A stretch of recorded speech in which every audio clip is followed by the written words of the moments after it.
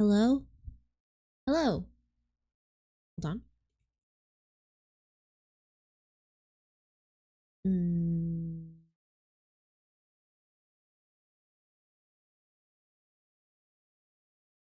Perfect.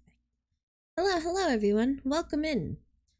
Guys, I was kind of sweating because I I was kind of having technical difficulties, but we made it, so it doesn't count. It's not going to be added for the day. But I was having technical difficulties and I had about a minute to fix them before B would be angry at me. But hello, welcome in everybody. Pete, thank you so much for the 14 months. My gosh, I've been streaming that long. And thank you, Ryan, for the follow. Guys, if you don't know, we're gonna play a new game today. It's a visual novel called Methods, the Detective Competition. And Ryan in chat is the dev for that game. So very exciting. So thank you to him for letting us play this cool new game. Hey stranger, hello killer. When I read the description and it mentioned 100 detectives, I thought we were about to enter the wildest battle royale experience of our lives. That would kind of be sick. Imagine a detective battle royale. Instead of guns, they have to use their wit. That's kind of funny. But that's not what we're about. Hello, B. B, I'm happy to report I was able to fix my tech issues about 1 minute before, right before stream started. Or fun. Excuse my voice if I sound a little congested. I don't know what it is, but I think my allergies are acting up. So my nose is going crazy right now. So sorry for that if it sounds yucky. I feel like you'd have to add some complex system because if there's 100 detectives, someone's gonna YOLO guess the killer frame one. I mean, I guess. But nah, I'm sure there's gotta be something. No, the game, I'll explain the game. So it's 100 detective versus like 100 criminals. We're gonna look at the game and I'll show you the game and stuff. I'm proud, thank you. At work, wanted to stop by and say, hey, hope you have a good stream. Thank you so much, Saint. I hope you have a good work day. Keep me running in the background. Just play me at work. I'm sure they'd love to watch me play.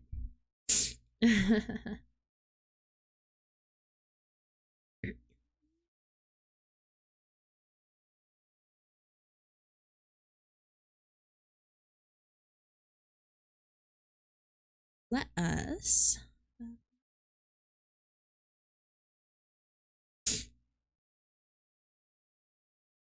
I tweet that I'm live? Maybe. I've been slacking on Twitter, to be honest. I really should.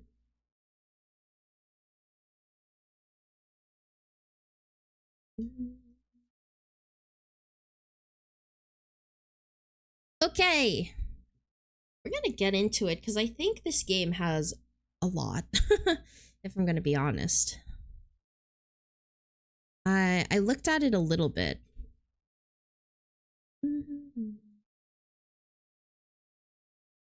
This is the game we're playing today. You guys didn't know? It's very nicely reviewed. Very positive. I just looked at some pictures. It's very interesting character designs from what I've seen. Everyone in the reviews say the music's banging. Oh, shall we watch the trailer together? Let's watch this trailer.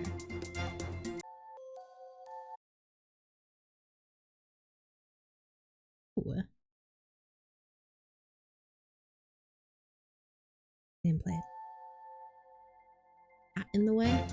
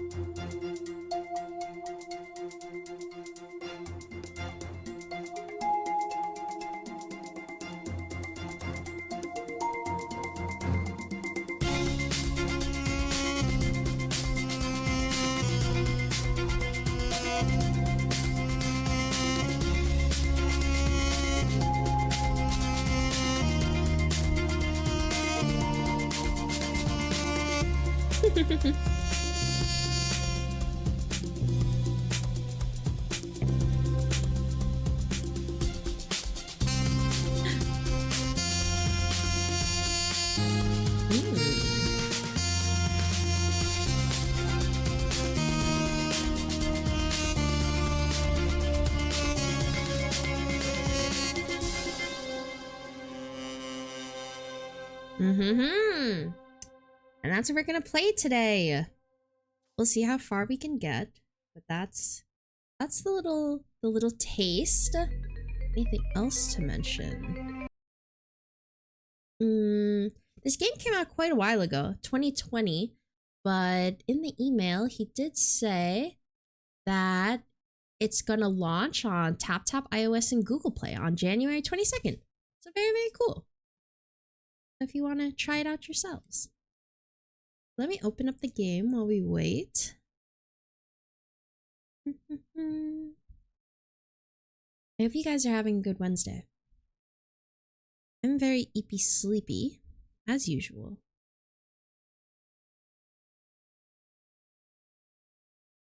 My god, I didn't even install the game. My brain. It's okay. It'll be a quick download. Maybe. But anyway, I'm very eepy sleepy today. Now I have a matcha latte to hold me over. That, is quite watered down right now. That's okay. I braved a traffic backup from road construction and I survived. I'm so proud of you. Can we do our connections while we wait for this game to download? Because I'm silly. I'm haha silly. It's almost done. Can we do our connections real quick? We gotta warm up our brain with quick little connections. Okay, ready? Poker, chips, dice, cards, slot. Oh, wait. Spell, hex, curse, charm, magical things. It's a magic, yeah. Great, crumble, slice, dice. No. Great, crumble, shred, slice. Things you can do to cheese. Maybe it's dice instead. Oh. It's not. Very interesting. Flu? What's flu? Chips? Ah, crumble, grate, melt, shred. Cheese.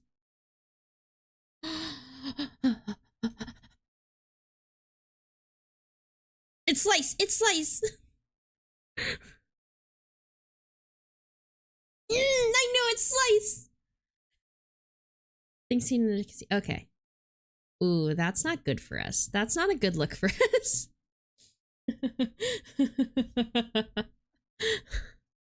Yeah, that's not a good look for us, to be honest. Oh, my YouTube Studio stopped working? That's very upsetting. Ooh.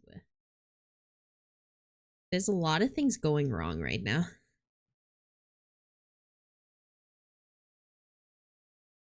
Oh, shh. Don't tell B. Don't tell B. He's gonna add it.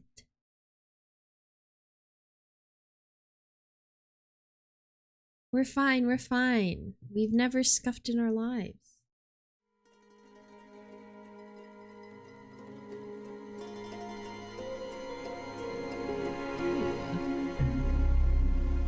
Let's see the best way to...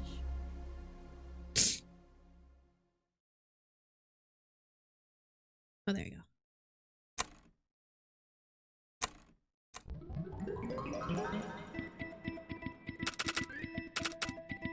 Ooh. Is this loud? We need that quick volume check.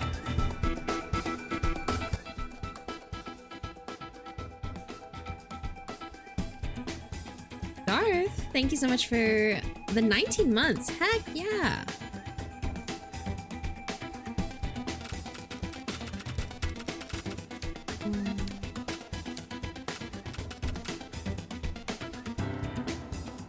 Appreciate it. I like the ASMR sound. Maybe like this.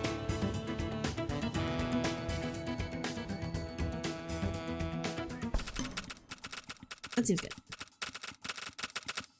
That's good. Wait. Can I do a quick post on Twitter? Because... oh. Try.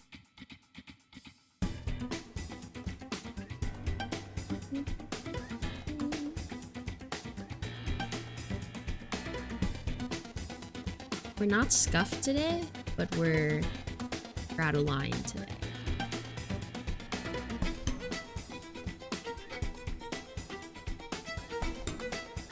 Not scuffed, but not doing too hot.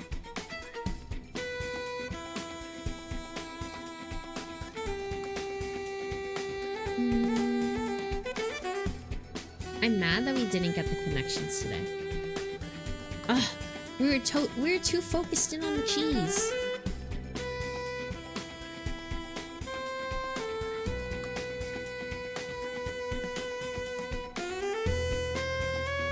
Can't believe we focused in too hard on the cheese.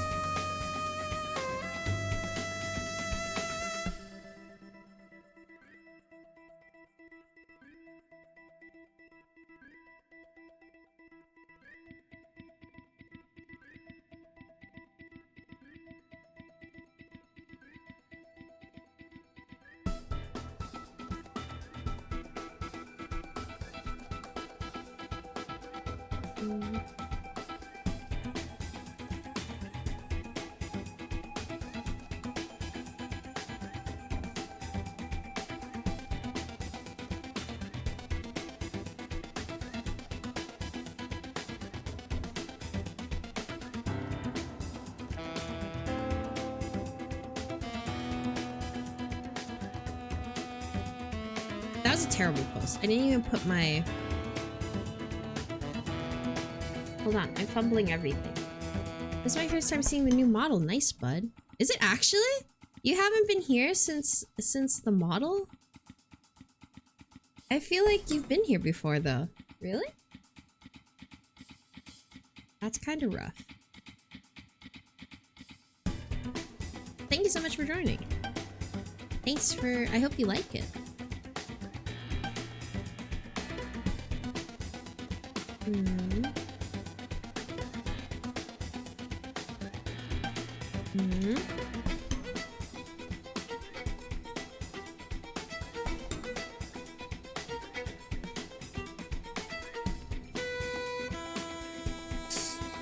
Okay, I'm sure that's fine.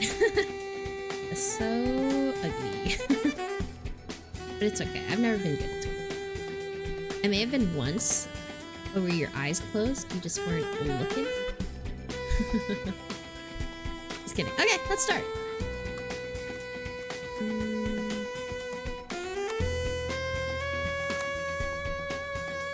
Hey, a month or two ago?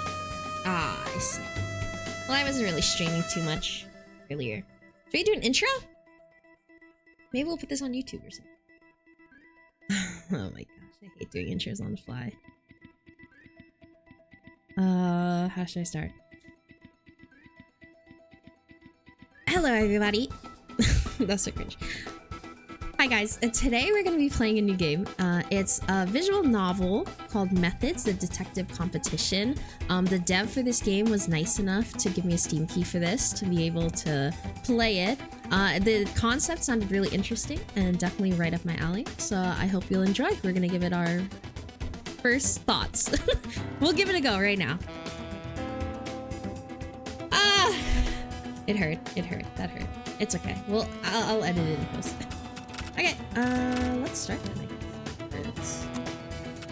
Chapter 1. Action called, but I'm on hold. Active files. The no-nonsense, hard-hitting, case-cracking, somewhat egotistical detective Hackett tries his hand at the mysterious detective competition. You said no pressure, and I felt very pressured. Not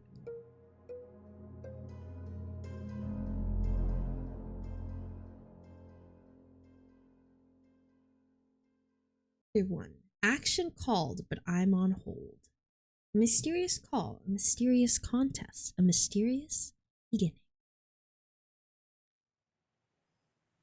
Oh, no voice acting? Alright, I guess I'm voice acting today. A tall apartment building blocked my view of the sky. It was giant, and suddenly I felt like a small and pitiful man despite my vast experience, huge accomplishments, and excuse my honesty, dashing good looks. Ah, it's me. I'm Detective Hackett, and despite feeling dwarfed by the complex in front of me, I had a job to do. In this building resided the most diabolical criminals alive. These criminals are living large. They're in like a high-rise apartment building. This is a nice-looking apartment. There was a chance one of them would be walking free according to the note in my hand. I wasn't about to let that happen. I twisted the doorknob and stepped inside. Oh, hello.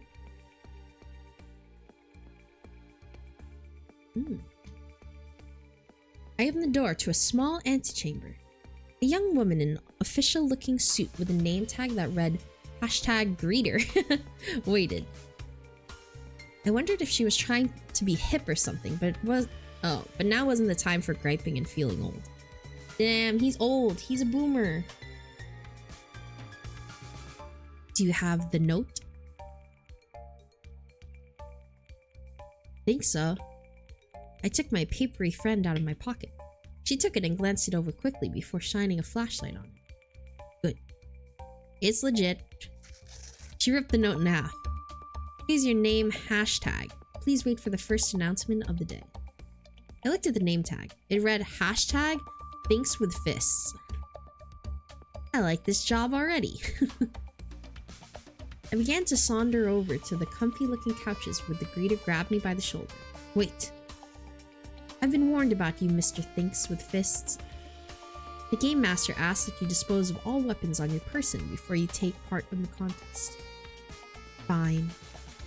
I dropped my Steed 46 and my Mar 11 and my Colt 45. It was a shame because I really needed them for this. I didn't want to be in the building with a bunch of murderous criminals unarmed. I wrestled internally for a few minutes. There was so much wrestling going on. Yes? Wait, there's one more. I handed over the hidden gun and blew it a kiss goodbye as the greeter stuffed it into a bag marked confiscation. Hey, thanks for giving that up. Honesty goes a long way in this competition. I gave her a half smile I didn't really mean, and trudged through the doors onto the main floor.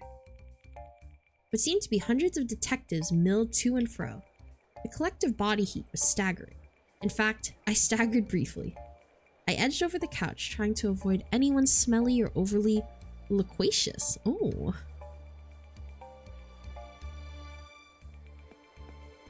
Another detective appeared to be attempting the same thing. A tall, dark-haired, bespectacled man.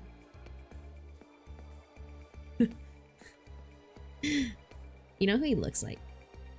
He looks like if Mr. Crocker from Timmy Turner, like, was kind of hot. #precision. It's way more crowded than I thought it would be. Cut to the chase. What do you want? I'd left tacked at the altar long ago.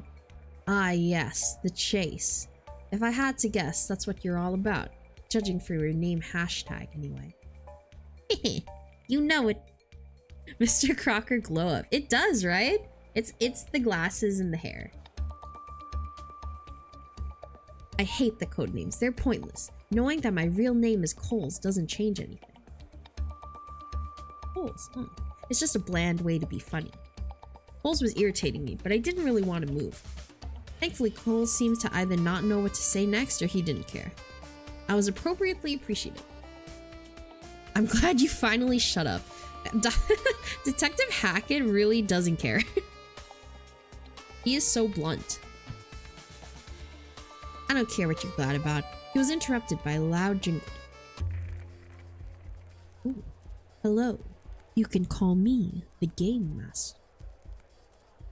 Oh boy, here we go. That's why he thinks with his fists. Oh, that's why. No thinking, just punching. He reminds me of, do you remember, guys, when we played Phoenix Wright Ace Attorney? There was the one cop in the beginning. The one that was just like all brawl. he like was stupid, but he was really, really big. I think he kind of reminds me of him.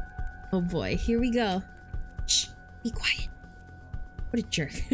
You're now all a part of a contest where we pit the greatest detectives against the greatest criminals. In each stage, criminals will construct a crime scene, and then the detectives will solve it. Sounds good so far. I can't wait. Stage rankings will be determined by how quickly you complete each stage, with the fastest coming in first. Got it. Would you be quiet? They're like the duo. The funny comedic duo. Are you bad-mouthing my Detective Gumshoe? He's a lovable dope. He is a lovable dope, but he just talks with his fists, just like Detective Hackett. He's also like a lovable dope. Hi, buddy. Hi, Thames. Welcome. Are you ready to be solving crime? Yeah. We will eliminate detectives and criminals each stage until we are down to just one criminal and one detective, who will face off in the final stage. I hope the final stage is they fight. If the detective wins, they get $1 million. But if the criminal wins, they will not only get $1 million, but they are also given parole. The room suddenly gets quiet as we all realize at the same moment that because of the elimination process, the smartest, most dangerous criminal would be the one to walk free if the detective lost. Did you show us whatever you forgot to show us last stream yet? Did I miss it? No. I forgot what I was supposed to show you last stream. So you didn't miss anything. You missed me fumble the connections for the day, but we just started this game. So we're getting the rundown. Detective thinks with his fist, hopes it's a fight too. Damn, maybe I'm instinctively Detective thinks with his fist. You fumbled? I don't believe it. I did fumble. I focused too hard on cheese, and that's all you need to know. This game master must have significant pull in the judicial system. Noted for later. I was starting to suspect that Coles was secretly an idiot like me. Detective Hackett? Oh, just like me. He was just more pretentious about it. Make your way to the elevators. Ooh, we're in. Further instructions await you. You know, you don't strike me as the right kind of person for this contest. Oh? Actually, you might as well give up now. Cole shot me a cold, steely glare. These mysteries are for more calculative types, not intuitive types like you. He doesn't know that my intuition is calculated. That's what he doesn't understand. That's the thing about me. And Detective Hackett, so true. He will. Your name tag says it all. You're a man of action in the new mental-based world. You've got no chance. I didn't have time for his petty games. I headed towards the nearest elevator. The door began to close, but then... Loser! What the heck was that? Cole's words had shaken me, but I couldn't let him get me down. I had to win the contest. I had a contest to it. Wait, that was messed up. Why was he kind of scary? Why did he jump scare us like that? Yeah, he called me a loser in front of this new guy. Now this new guy's gonna think I'm a loser. Your intuition is several cringers rapidly searching for an answer. Yeah, they don't know I have my posse with me. Okay, before things get too intense, I'm gonna run an ad really quick. I'm so sorry for anyone that is not subscribed. If you're not, please consider subscribing. It really helps out the channel. It helps me play cool games and do cool things. And you don't have to see ads, you know? For now, I will catch up with my subs. I'll see you in 1 minute.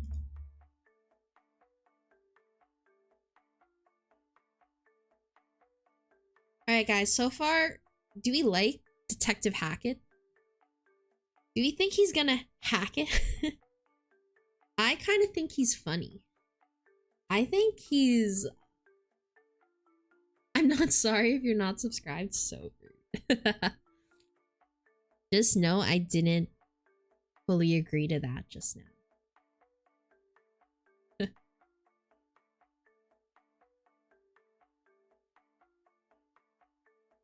I kind of like Detective Hackett. He reminds me of Detective Gumshoe. They're both lovable oafs. I hope this game's not scary. Why did he jump scare me earlier? To call me a loser, you know? I don't know why I'm not getting ads. You probably watched an ad for someone earlier or something. But the ad's about to end anyway. Maybe you're just a chosen one. You're just the chosen one.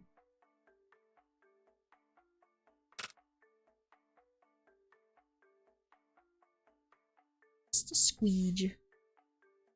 Just a squeege. Thanks for agreeing with me wholeheartedly. Yeah. If you're in an ad, you'll never know. Anyway, I had a contest to win. If I hit the ad button, pushed it to everyone regardless, I have no clue. Excuse me.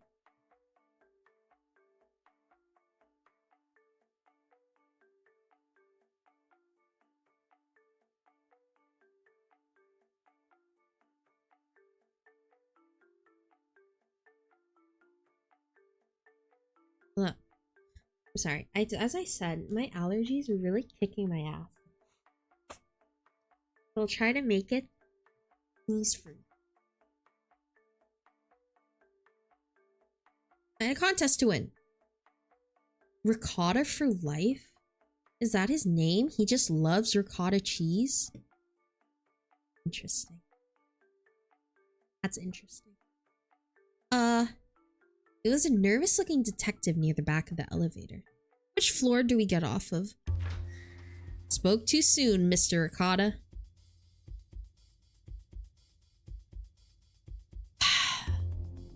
Can't believe it. Cheese, it plagues me every day. It plagues me.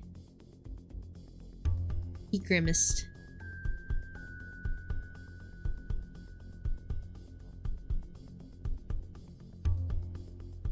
We all shambled out into a long hallway. Nice place. Hashtag thinks with fists and hashtag ricotta for life. Please enter door 13. Okay.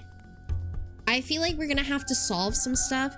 So start taking mental notes of everything that's happening, okay? We're not gonna miss a single detail here, okay? We can't miss a single detail because what if we're getting quizzed? Start recording with your brain. Okay, we're entering door 13. Okay, but hear me out. We're gonna miss details. No. We can't miss details. The nervous detective from the elevator followed me into the room as the game master directed the other detectives. What's your real name?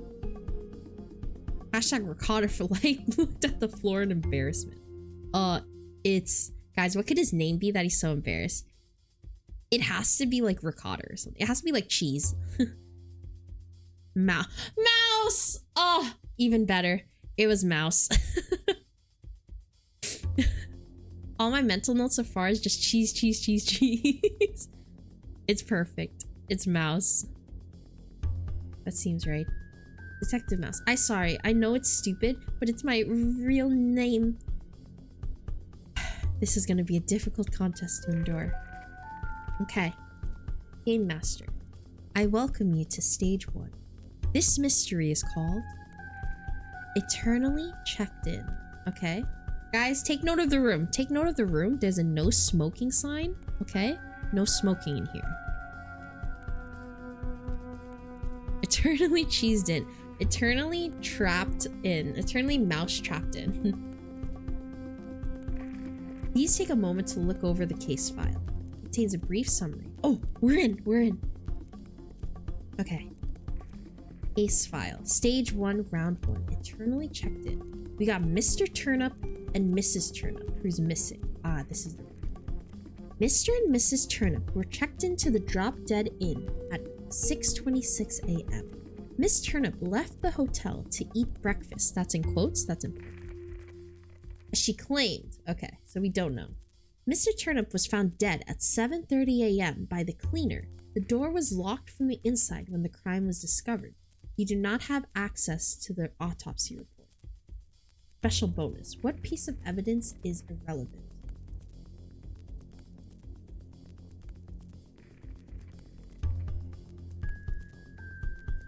Okay. Hold on. Let me read this over to yourselves. Think about it.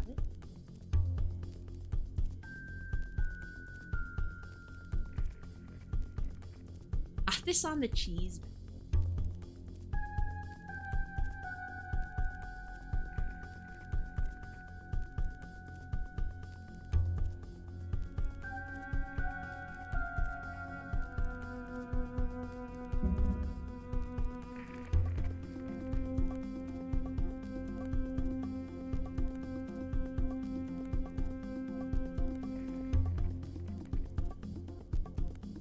Okay, we're good to go. The round piece of evidence is Mr. Turnip's entire body. That's not true. That cannot be true. Okay? Okay. What do we do now? Got it. Good case file.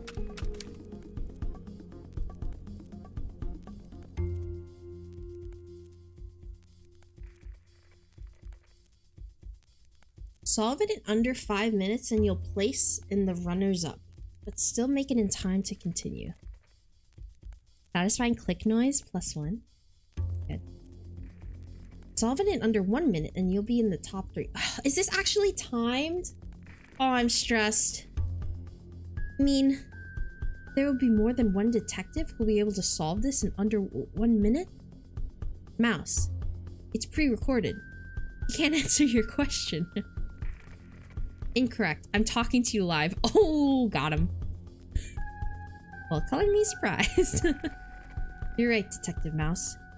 There are 3 master detectives who we expect to hold the top rankings in this little competition. For the sake of fairness, if any detective other than them gets in under 1 minute, they can steal one of the top 3 positions. What? How's that fair to the master detectives? You wouldn't ask that if you knew just how good these detectives were. Oh. We got some stiff competition, and oh. Frankly, if anyone else manages to get in under 1 minute, then they deserve to rank with the best. Unfortunately, there's no time for further questions. The timer starts. The Game Master paused for dramatic effect. I rolled my eyes. Now. Ooh. Chapter 2. Garrity Mouse. Detective Hatchet has just met his new detective partner, who he is expected to work with in the detective competition. Together, they must solve the first in the series of locked room mysteries that make up Stage 1. Hi, Chime. How you doing? Hi, chat. Hope you're having a great day. Hello, Slowpoke. I hope you're also having a great day or night. We're doing great. We're solving mysteries out here. I'm a little congested. I apologize. I have some allergies active. Okay. Big brains, huge and wrinkly. I need everyone. Brains on deck. Only a few seconds have elapsed since the Game Master's announcement. I was already figuring out a way to slack off and leave it up to Mouse. But Mouse didn't seem too confident either. Oh my gosh. I forgot. Detective Hatchet's like dumb. He doesn't think. Okay, first things first. Let's see what sort of fish we'll be frying. Okay. I led Mouse into the apartment, which had been decked out to look like a hotel room. Ooh, there's lots to do here. Let's start with the investigation. Remember to finish in under 5 minutes or we'll get kicked out. Don't worry about it. I've got more than enough brain power for the both of us. I left my brain in the washing machine. Ooh, that means if you put it in the washing machine, there's extra wrinkles. We should be fine. Alright, Mouse, let's do this. Okay, what are we looking at? Okay. Let's start with the obvious. Let's look at the body. Mr. Turnip. Poor guy. Looks like those turnips didn't agree with him. Are there turnips somewhere in the room? Is that the solution? Oh, Mouse. Just a joke. I know. I was also trying to make a joke. Good thing he was a detective and not a stand-up comedian. Wow. Dr. Hackett got jokes. Okay, I see. Okay, so that was the thing. Let's go to this corner of the room. The balcony doesn't lead to a view of the parking lot. Instead, there was a reminder that we're still in the apartment pretending to be in a hotel room. What's that notice say? It just says, don't jump off the balcony. Like I'd be able to in the seconds left on this impossible countdown. Yes, so please stop kidding around. Solve the mystery. Is he making me do all the work? Over here. Smoke detectors busted. Good. I hate those things. I was only making a pancake. Come on. This seems like a personal issue. Okay, so smoke detector's broken. He's dead. What else we got? Someone spilled wine on the carpet. Damn, this is some shiny wine. Perfect reflection. Gross. You're letting it ferment the sophisticated way. Now someone's gonna drink that up later. Only true connoisseurs know that carpet-soaked wine gives it the richest flavor and oakiest texture. I don't think that's right. Just having some fun, Mouse. He clearly doesn't know that crime scenes were supposed to be fun. Okay, so he was drinking, possibly? Baseball tickets. New York Yankees. Oh, what does that have to do with anything?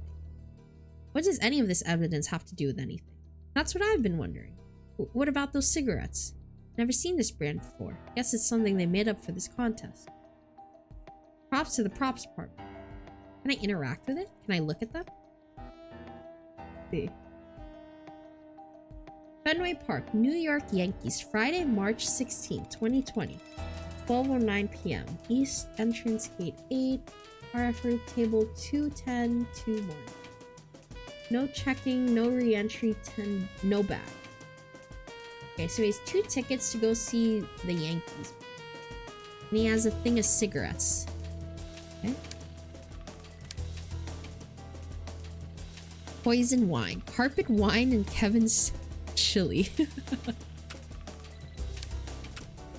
What else we got?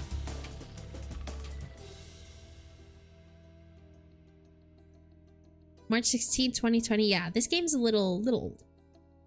Someone just left this rain jacket lying on the floor. This is supposed to be evidence, right? A good detective would probably examine it for clues. Well, oh yeah, let's do that. Ah, a bloody handprint. Aha, bloody handprint. But the victim wasn't stabbed or anything. True. Time for my ultimate detective technique. It's called giving things a big sniff. Nah. You can't be giving things a big sniff. And instantly regretted it. Is it wine? Maybe it's wine. Blah.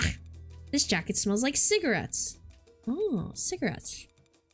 So someone's been smoking. Cigarettes and wine. So could this bloody handprint be wine? I don't want to smell it again to find out. But you could be right, Mouse. You could be right. He was right. Okay. So someone's been smoking in the room. The fire alarm, or the fire detective thing, detection thing is busted. Just left the raincoat there. They've been drinking wine.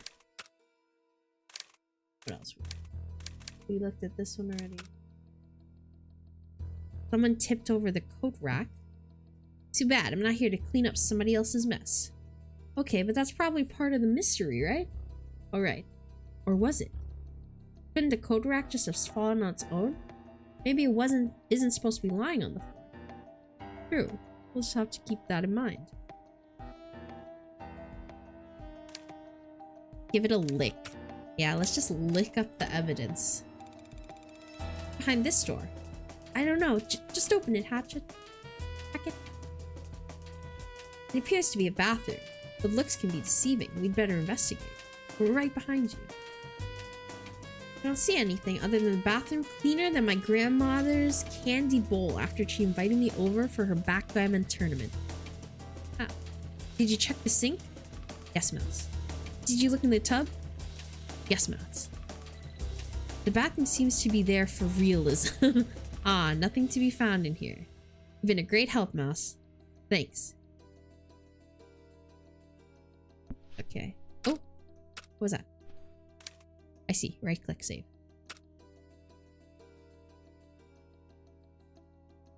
Looks like we found all the evidence. Now let's get to solving this mystery. Yeah. Okay. Were they hotboxing so hard they had to break the smoke detector? And they also ran into the coke rack and knocked it over?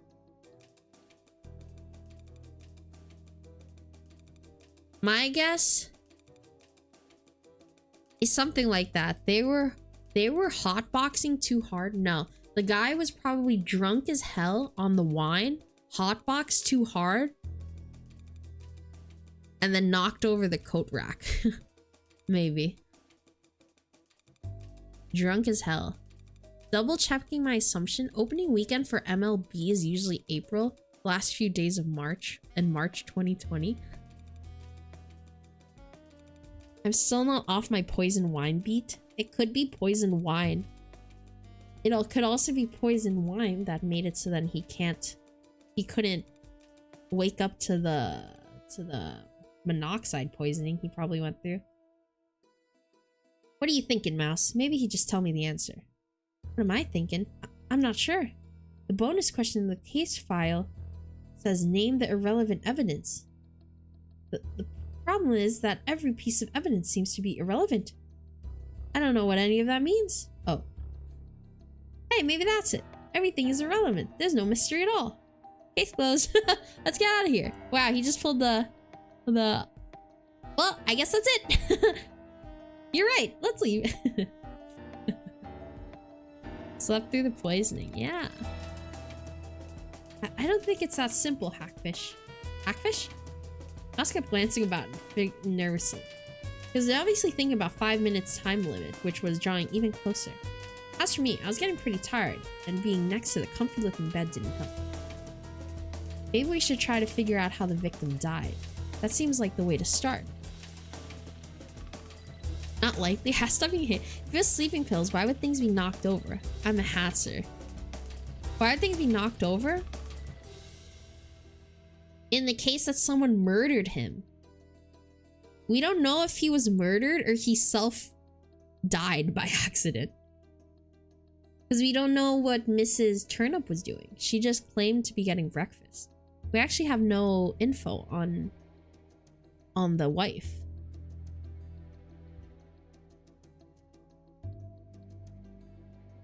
Seems like the way to start. Hey, not a bad idea. Let me get into character. What? I'll pretend to be the victim. That way I can get in their head and figure out how they die.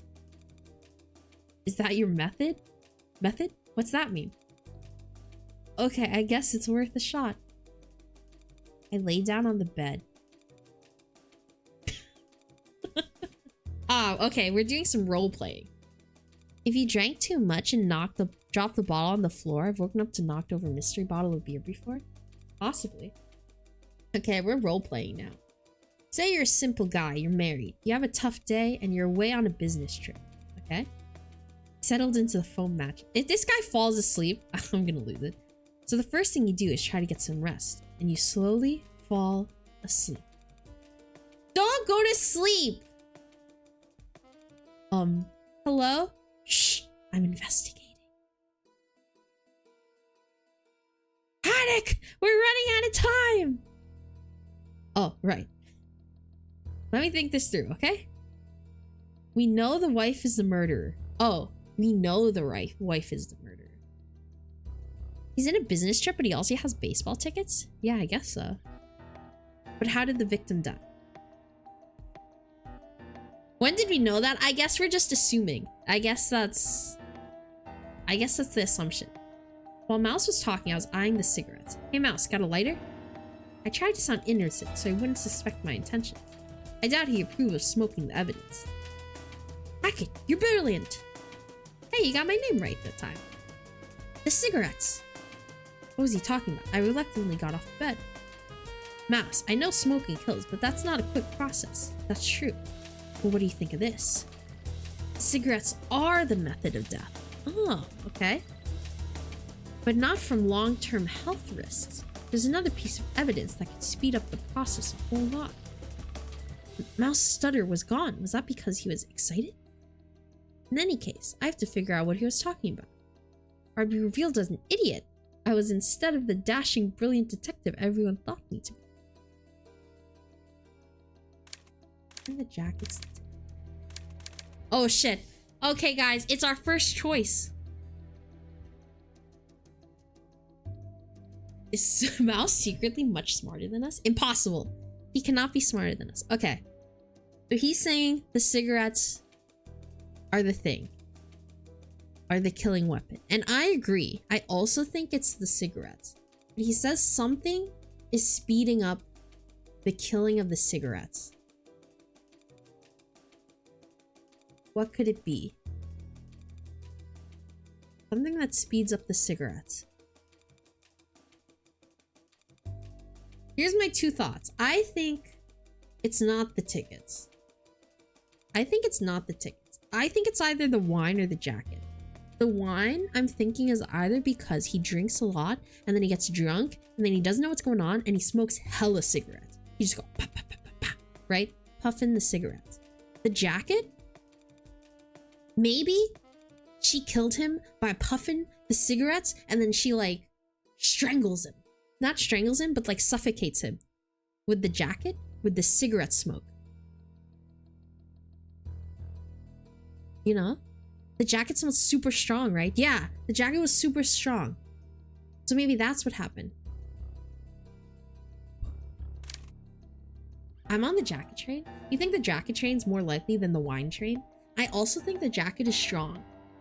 I do feel like we're cooking. Yeah, I think it's the jacket. I think she puffed the cigarettes into the jacket and fucking suffocated him while he was drunk. I'm gonna say the jacket. The rain jacket. He'd been wearing the rain jacket while smoking. That killed him. Exactly. Huh? Yeah, exactly. Because because he was smoking in bed underneath that jacket. What? But if he did that, he would have run out of oxygen and died. Oh. Yes, that's true. It would have been a very stupid thing to do. But look at the smoke detector. He was so desperate to smoke, he tried to breaking it. That must have been why he used the jacket, to keep the smoke from reaching the detector. Oh. It's incredible what could happen when two detectives put their enormous brains to work. There's one problem though. If this murder was actually an accident, then how was the locked room created? We'll have to give the door another look. Oh, I was getting a free ride after all. Okay, look at the door again. Darn, it's locked. Guess I'll have to explore the hallways another day. Hack it, please. We only have a few minutes. We have to figure out why this is a locked door mystery. Ah, don't worry. I know what I'm doing. I'm such a liar. I thought it was locked from the inside. It is. It was locked from the inside. How was the door locked from the inside? I thought you said you knew. That was more generally speaking.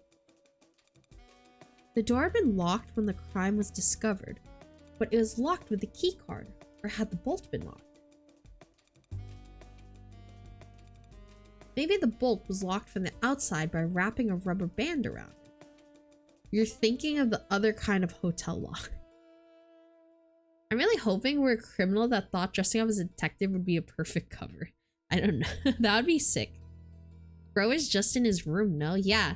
Didn't the wife go out to eat breakfast And then dude was like, damn, finally she's gone. Let me smoke real quick. Locked the door and then did the thing. No, but he already said the wife murdered him. You're thinking of the other kind of hotel lock. Ah. Wait a second. I think I figured out how it's locked from the inside. Which means I've solved the case. We've solved the case, Mouse. Together. Right. Was he being sarcastic?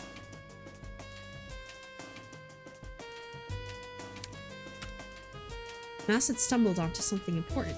Or maybe he was just stumbling.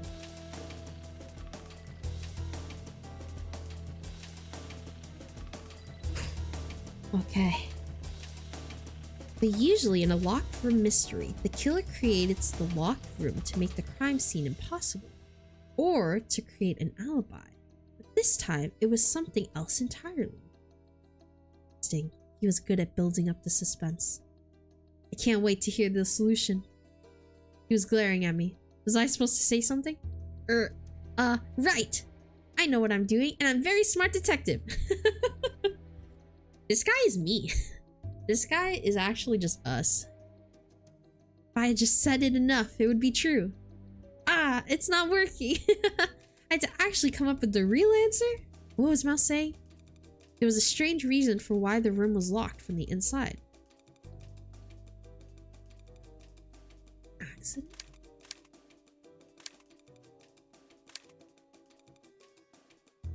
Why is the room locked from the inside? Miss Turnip decided to be a murderer? An accident? Didn't he already tell us that Mrs. Turnip was the murderer? Was that just wrong?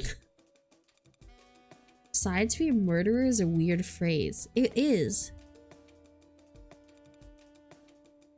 What does it mean? Miss Turnip decided to be a murderer? Like she came back, saw her husband was dead and was like, damn.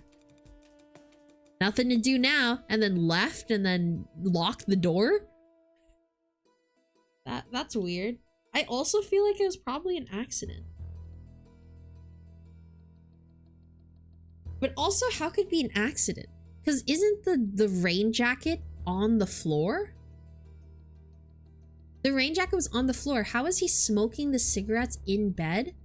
And then the rain jacket's on the floor. I don't think we really know the wife did it. I guess I should go murder today. Who said they knew? Dumb guy or other guy? Mouse. Mouse said Miss Thing was a murderer. He was like, we know Miss Turnip murdered him. It does sound like a meme. If you like your cigarettes so much, then puff them to death.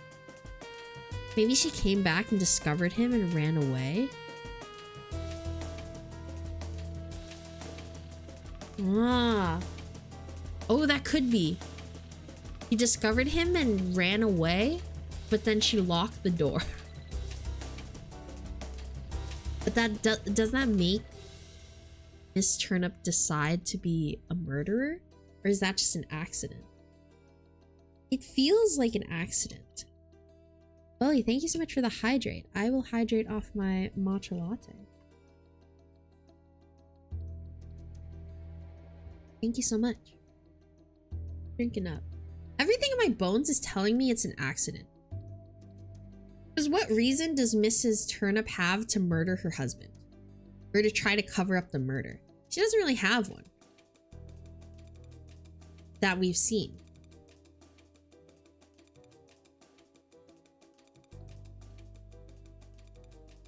I'm gonna say it's an accident. What if I'm wrong? What if I'm wrong? I'm gonna say it's an accident. Whole mysteries, one big stupid accident. Yes, that's what I think too. Oh, thank God. He was smoking in a no smoking room. That's motive enough for me. Really? Mr. Turnip killed himself by accident, and the lure was locked from the inside by accident.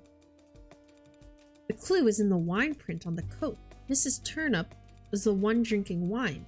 Mr. Turnip was busy smoking. In the morning, she was probably so hungover, she didn't realize he died. So she tried to hang up his coat and stumbled out of the room. But she'd pushed it back on the coat rack very sloppily. But it fell over as soon as she left.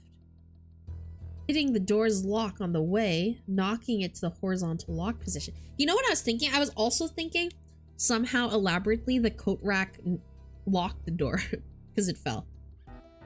I did think that in my brain, actually, but I thought it was dumb. Here to do the honors, Hackett? Wow, he was actually pretty good. I was lucky to be paired with him. Absolutely. There's something else. Oh. Should we do the extra hint? What's the evidence that doesn't matter? Yeah, the bonus question. What piece of evidence is irrelevant? That'd be the baseball tickets, obviously. Even I could figure that out. Yeah, you're right. That's gotta be it. Actually, right. Who did he think he was? Woo! Coat Raccoon is a paid actor. Damn, your brain is so huge. What can I say? I'm in this. You're correct. Your score on this mystery is 100%. Your answer to the bonus question was correct. I'm surprised. I thought you would fail pretty hard at this. You even almost gave up at one point, but you didn't. You prevailed. Logic always wins. Oh yeah. Stop blabbering. Hackett, don't interrupt the game master. Thank you, Detective Mouse. It is not nice to be interrupted. Hype, it's B. Hype. Sniff, sniff. Oh, he's crying. Come on, that's overdoing it. Excuse my outburst of emotion. Anyway, you ranked higher than expected time-wise. Unfortunately, you did not make it to the 4th floor, which means that you two will be swapping partners. The 4th floor detectives get to keep their partners in the first stage. In subsequent stages, all detectives get to do so, provided, of course, that both partners actively help with deductions. I'm sure you understand. Ouch, way to build us up, then smash us down. We gotten through this mystery. I could scarcely believe it. We make such a great team. Yes, but I was the one doing all of the work.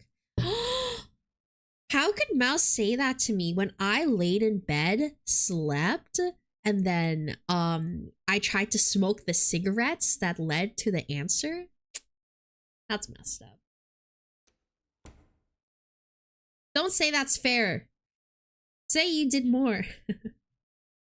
Even though Mouse wasn't going to be my partner next round, I was cautiously optimistic. I was excited to see who I could lean on for deductions next. And I'm the kid in the group. I'm the kid in the group assignment that lets someone else do all the work. Yeah.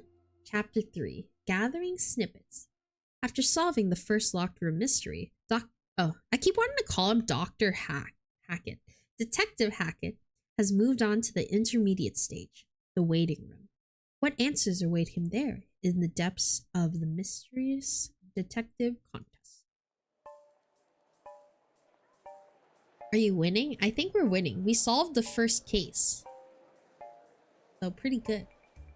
You could be the doctor if you want. It was 5 minutes after the game master had obliterated any hope I had on finishing this competition. I was already irritated at the last minute switch. Mouse had been the perfect mix of stupid yet smart. Too stupid to realize I wasn't doing any work, and smart enough to solve the cases for me. I don't think he was too stupid to realize he wasn't doing any work, because he literally said, I'm doing all of the work. So not a good call there. Well, I didn't expect that. It's okay. I'll make it to the finals and there'll be a greater chance of us getting paired up again. He gave me a tentative thumbs up. Yeah, that won't happen. Oh. I guess not. Yeah. Subtly cut our conversations short. No point in being sentimental. That wasn't subtle. That hurt his feelings, probably. Besides, I was busy wondering what my new partner would be like.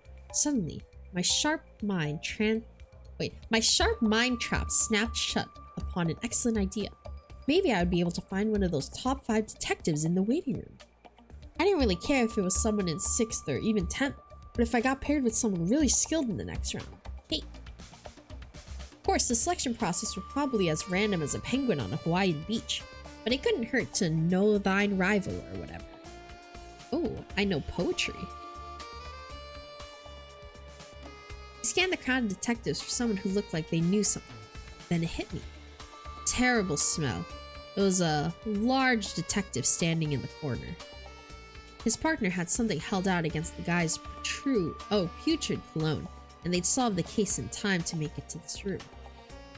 With a smell like that, I'd bet he'd done nothing but watch other people and listen in, since nobody with olfactory organs would sit near enough to strike up a conversation. If all he did was listening, my incredible intuition told me he was the one with the answers. Really blasting this guy.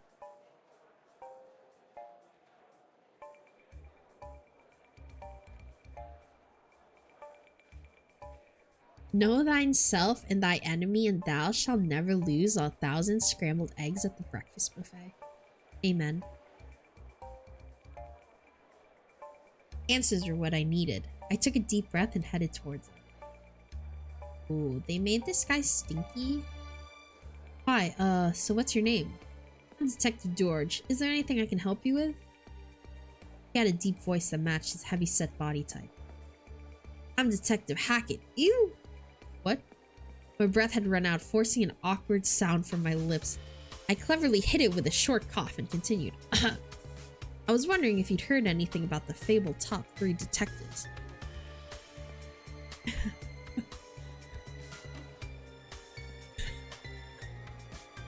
Bro, look like a pug. I ain't gonna lie.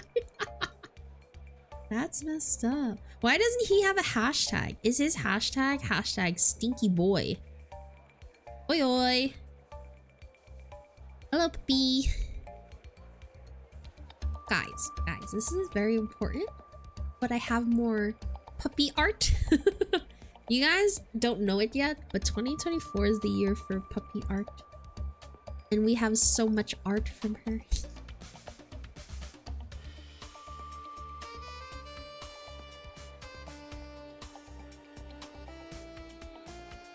My art queen. Does he just introduce himself with his near name? I don't think we have name ties. Give us the art we crave. You guys crave the art? You'll see it later. I have many art actually stockpiled.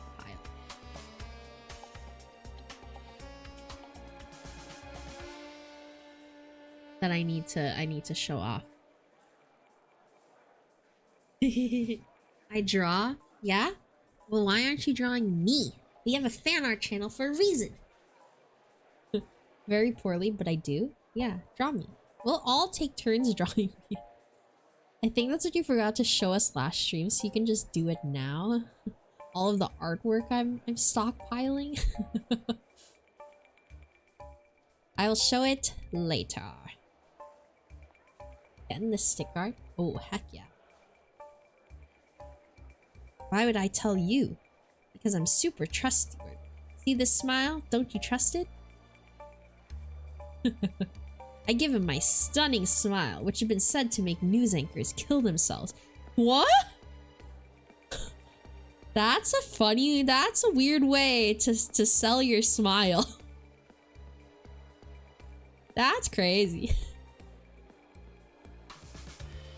Well, it's not like it's sensitive information or anything. Okay, I'll tell you what I know. Oh, I guess it worked. Great. The third highest is incredibly eccentric. Ooh, we get the thing. I don't remember his name, but it's a bunch of numbers. A bunch of numbers? Bro, the third detective is Elon Musk's kid.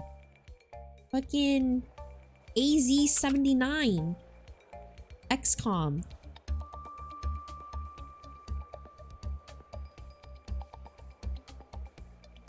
Is that such a bomb?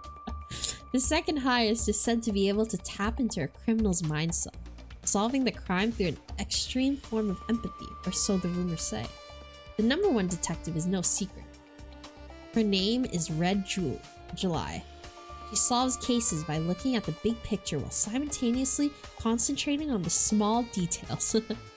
What a description. He basically just said she looks at everything. Yeah, he basically just said she looks at everything. Literally everything. That's the zoomerest zoomer I know. We can only backslide from there. Dread! Hello! How are you? How are you doing?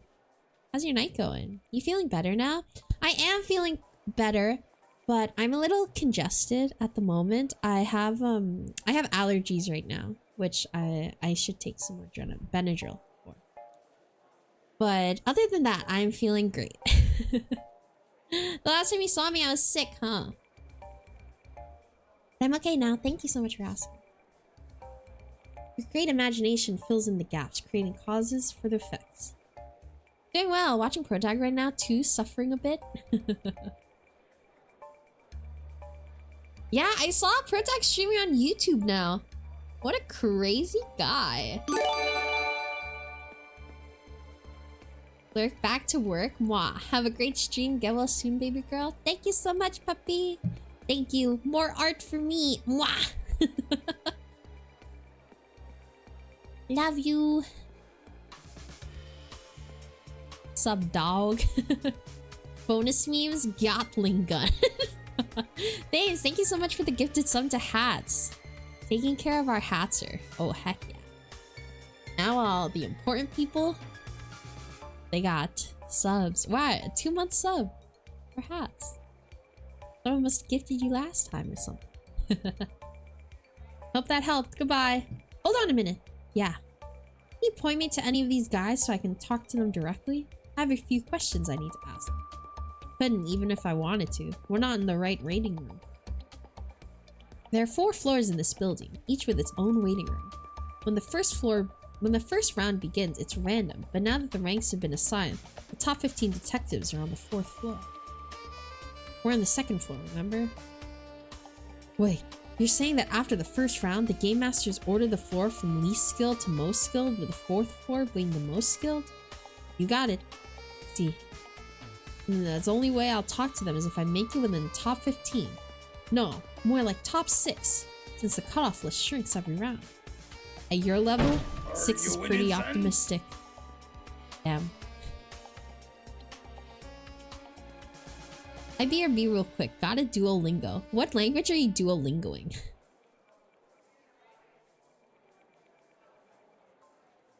What's your Duolingo streak right now?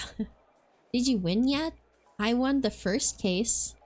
We were smurfing on him. What was that supposed to mean? If you get stuck with good partners, I'm sure you'll do fine. See you next round.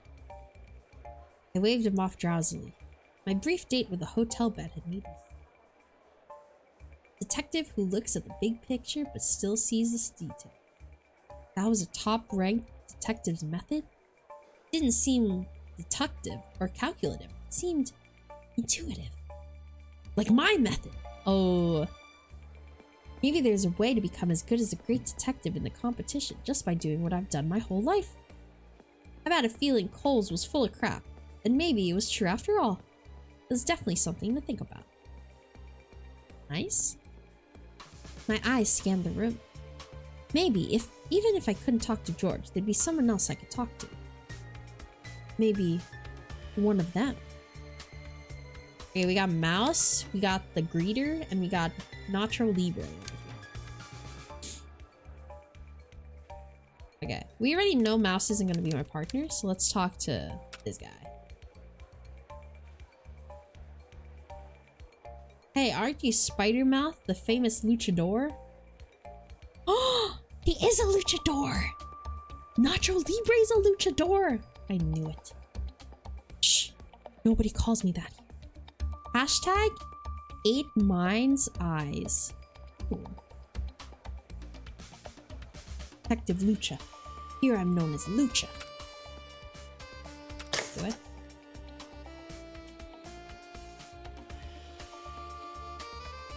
If I take this mask off, then people would know my real face. But nobody knows your real face. Why would they recognize you to begin with?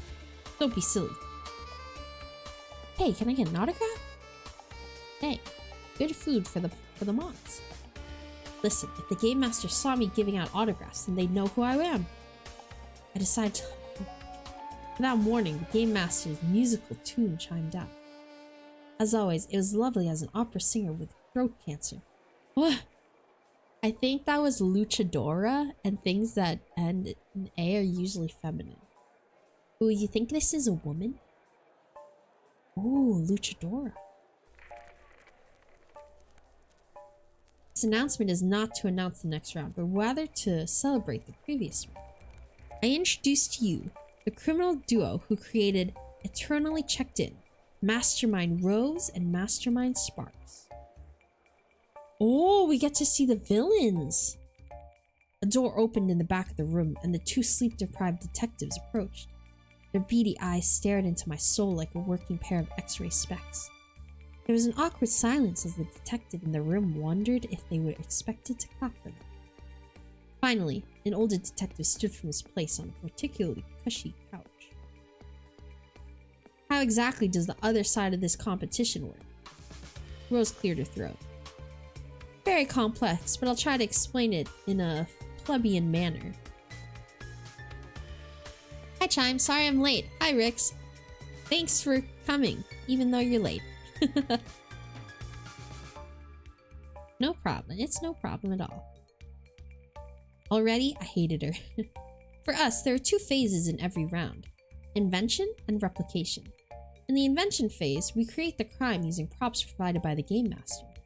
The invention phase is ranked by skill, not time. Then, in the replication phase, the criminals race against the clock to replicate the crime the winner invented, the place in the rankings. Like you, we also rotate partners in between rounds. Being good at replication helps you stay in the contest, but winning invention means become a celebrity of sorts and raised to the top of the ranking. That's right, I'm famous now. Me, Mastermind Rose. Oh. I'm taking the Pop-Tart back that was fed to you? Dang, just give them his Pop-Tarts. Caillou, stop bullying. Why would the criminals just give us this info? I actually don't know why they would give this info. To make it a fair game, I guess. I don't know. It looks like Rose had more to say, but the usual diggerful melody coming from the speakers cut her off as we began her next sentence. Oh, another one.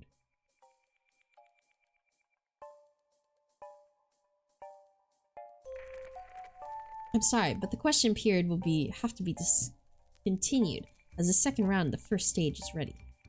Wait, I had more to explain. Please make your way down to the hallway to your side number. That's not fair. I didn't even get to answer a question. Mastermind Sparks drifted out of earshot. I was forcibly pushed by the crowd into the hallway.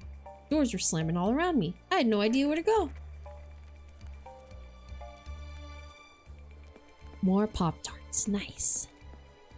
Thank you for your attendance to stream. Hackett, you're in room 12. Oh, thank you. Dang, the Game Master must know I'm an idiot. He really takes care of me. I hurried inside the room as fast as I could. Turns out, it wasn't worth it. 3 guesses who my new partner was. Ooh. Okay, chapter 4.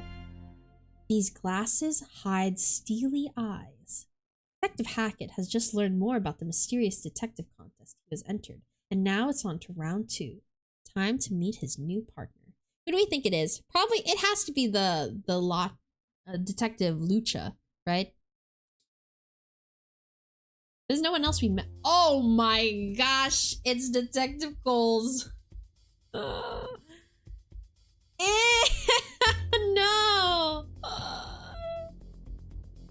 Oh, they really got me there. They really got me there. I didn't think he'd be here. I forgot all about Dr. Crocker. Dang it, you're late. I find tardiness remarkably annoying. I forgot about him already. Oh my gosh. I already forgot about it. It was my new partner. Holes. Oh yeah? Sue me. I'd already suffered through some elitist crap while hearing Rose talk. I was about to make a few more insulting remarks, but before I could, that grating assortment of notes was heard once again. Detective Hackett and Detective Coles, I welcome you to stage 1. If they're just gonna say our names, why do we have hashtags? Round 2. This mystery has been titled, How You See Me. Ooh. Please look at the case file to understand the context of the crime. Ooh, Mr. Ant. He looks burnt. Okay. Mr. Ant was found dead in his manor at 6:30 a.m. Only one suspect was arrested, Mr. Disco. However, Mr. Disco claims it must be a suicide since there was no way for him to enter the locked room where Mr. Ant was found. He did not have access to the autopsy room. The door was locked with a complex mechanism that can only be opened from the inside of the room. How did Mr. Ant know?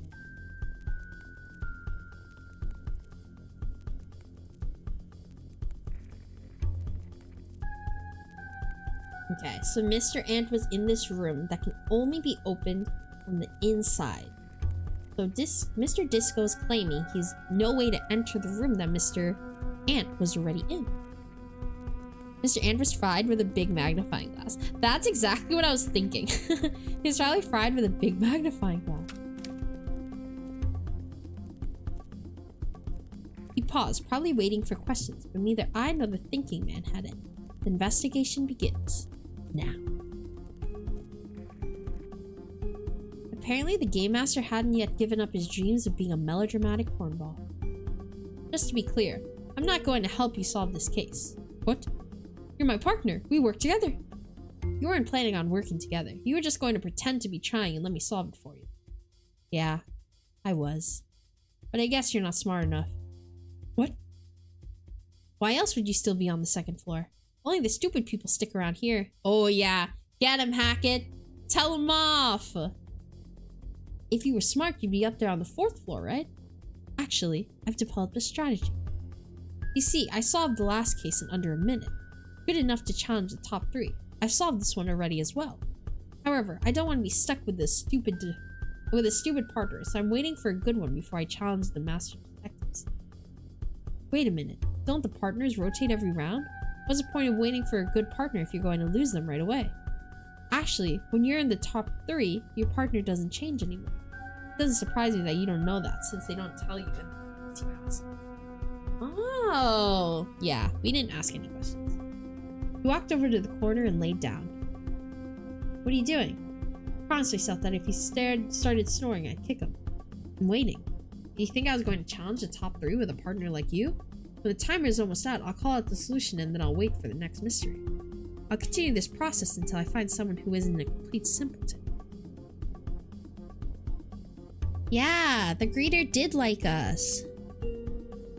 Out of all the people I could have been partnered with, I got an uncooperative jerk who refused to carry the workload himself. Dang, how could he not want to do the work for this? Kind of like me, but less handsome and modest. If I wanted to move up in the ranks, I'd have to convince him to solve the case right away, and fast. We've already wasted more time than a do-it-yourself car wash. Okay, you got me. Or do you? What if I've already solved it as well? All I need to do is shout out the answer right now. You're an idiot. I've already imagined every possible scenario. If you did know the answer, there would be no disadvantage to me, since you'd prove that you're smart enough to move on to the top 3. What if I shout out the wrong answer, and I disqualify both of us? Every wrong answer is ignored. The only answer that matters is the right one. So I'll just randomly guess until I find the answer. I was grasping at straws, but maybe he'd buy it. Doubt you'd figure it out in time to do any damage. The minutes passed, so we'd only get the runner-up spot at most, and I'd be able to change partners instantly since the rotation only locks if you make top 3. Nice try. I too sat on the floor, out of ideas. I glanced over at the dummy. Suddenly, it all seemed a little sad. Coles was ignoring the competition and playing with the rules. It reminded me more of a criminal than a detective. 4 minutes slipped by. It felt really unproductive to just sit there. And frustrating. The whole time there was a slight smile on Cole's face. He really ticked me off. What ticked me off most was that there was nothing I could do. What? Come on, guys. Let me in. Let me solve the case. After 7 minutes had gone by, Cole stood up carefully, taking his sweet time. He cleared his throat. Then a few more minutes for good measure to spite me.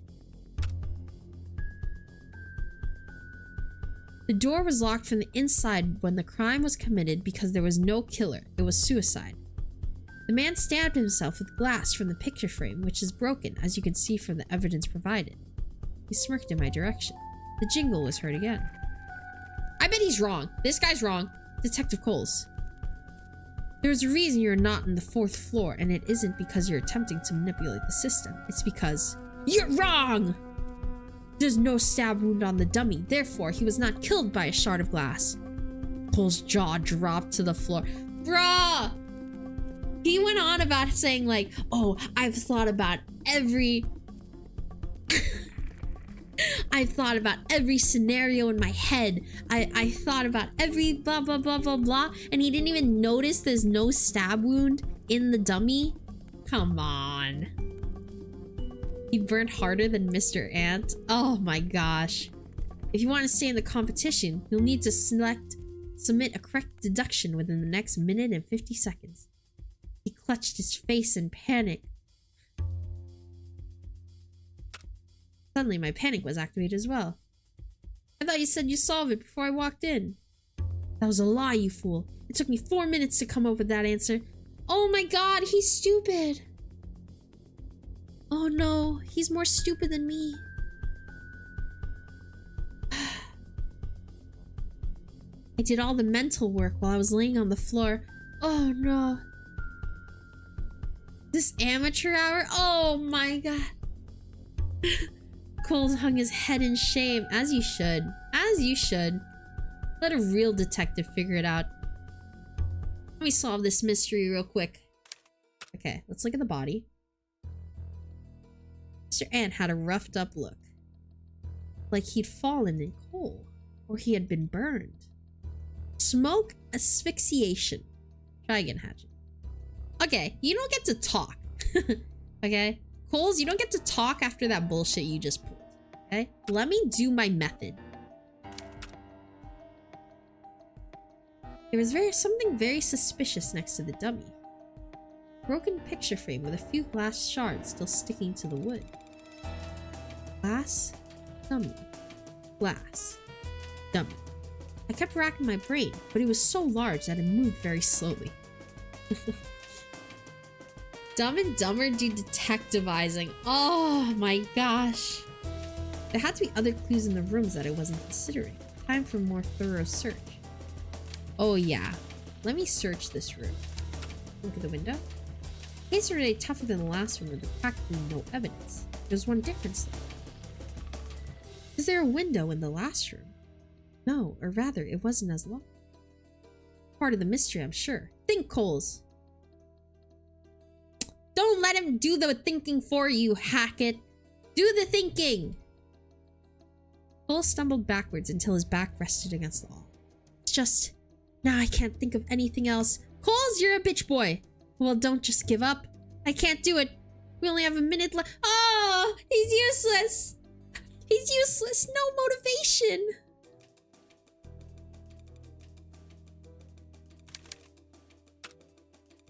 Get him out. Kick his ass out. There's a strange patch on the wall. Maybe there'd been a painting of Mr. Ant. Maybe there could be a painting of me. Who wouldn't want that? I already got it. It's hopeless. Hopeless. I fell to my knees, clutching the broken picture frame. My face was reflected in the broken glass and polished so much I could see every scowl line in full detail. At least, I'd go out looking at an incredibly handsome man. Are these the best detectives from Wish or something? It might be. Why are we stupid? The glass painting picture frame was hanging on the wall. The big light went in the mirror frame, and then it burnt Mr. Ant like a magnifying glass that you do to ants. I solved it. Awesome job, me.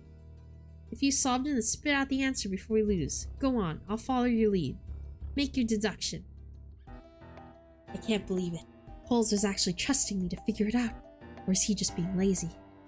It wasn't really time to get annoyed about it. I have $2 for a painting of Chime. Deal. Deal. It was time to make a deduction. I added the evidence I discovered to the case. Go ahead, Hatchet. There's very little time left. Make your deduction. The case is actually pretty simple.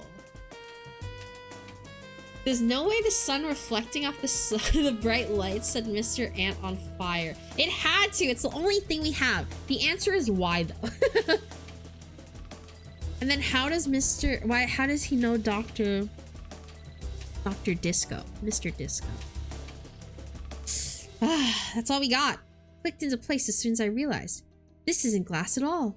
It's polished glass. Wow. So what? That means that this piece of evidence is actually a mirror. It has to be a mirror. Frosted glass or polished glass. It's a mirror. A mirror. That does change things. Mr. Ant had some hair product that was flammable. Yeah. He was sleeping and then he just died in his sleep. I was sure it was glass. Me too at first. It was so weird that I thought that. But anyway, from the victim's state, I think it's safe to say he caught on fire. What? You can't be sure. Well, what else would it be? I don't know, you're making a lot of assumptions. What do you mean? He looks burnt to a crisp. If you don't, you'll never solve the mystery. Moving on. Yeah, don't say we're making assumptions when you said the dude was stabbed. What's a good way to light someone on fire? The answer is obvious. A magnifying glass. The killer, Mr. Disco, focused sunlight through a magnifying glass. Mr. Ant was fried. That was a congratulatory, huh? Not what? Derisive, huh? Thank you. I accept tips. Hurry it up, Hatchet. So that brings us back to the mirror. The mirror. Here's how the mirror was used. Oh, fuck. I haven't figured out what the mirror was for yet. I just have to rely on my patented wing it style. It was used to reflect the sunbeam. The mirror reflected the sunbeam, which hit Mr. Ant while he was by the bookshelf. Wow, that actually makes sense. Derisive. That's too much. That's a complicated English word. Didn't expect that. He caught on fire and died because he couldn't undo the lock in time. I think that wraps up everything. Don't think I'm impressed. This was an easy mystery. Detective Coles! Easy mystery? Rallo, you said he was stabbed!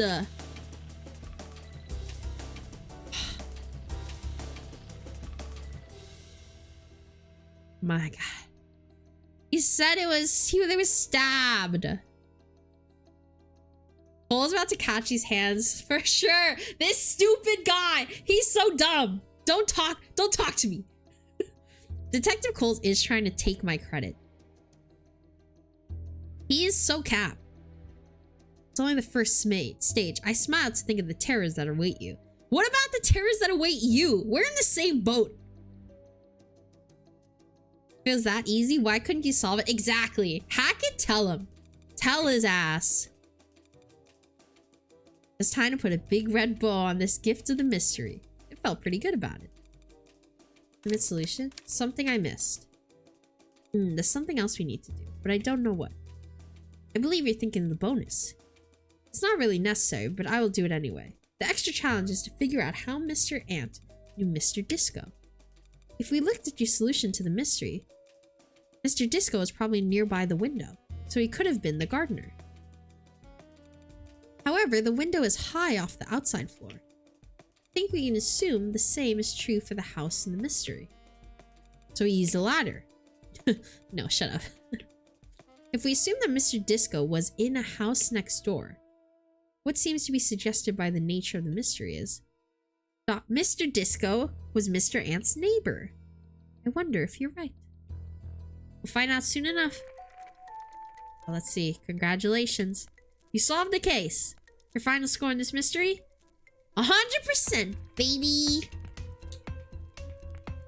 Very impressed. But who cares? My opinion doesn't matter. Hold 1 second.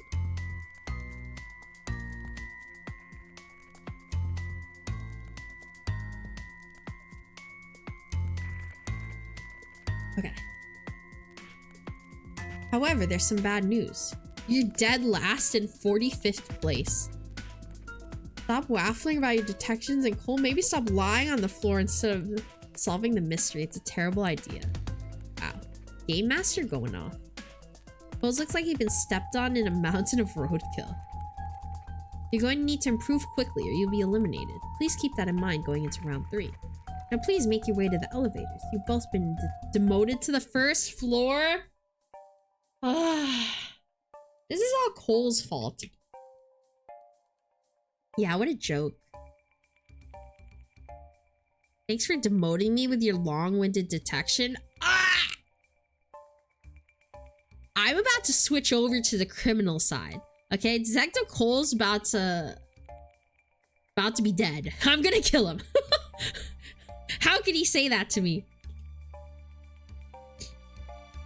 Yeah, laying on the floor for 7 minutes.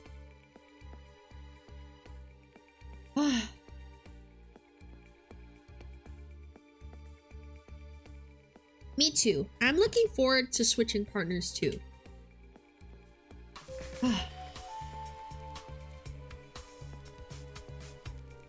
22 to 1 chance, but it's not nothing. Why would you say that? You aren't entirely useless, but you're useless, Cole. Get out. Let me out. Hello? Testing? The Game Master's so funny. I'm getting too old for this crap.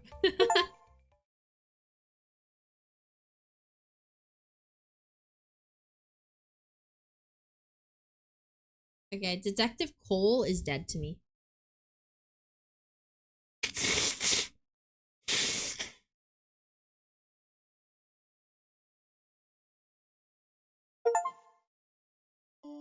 Oh, there.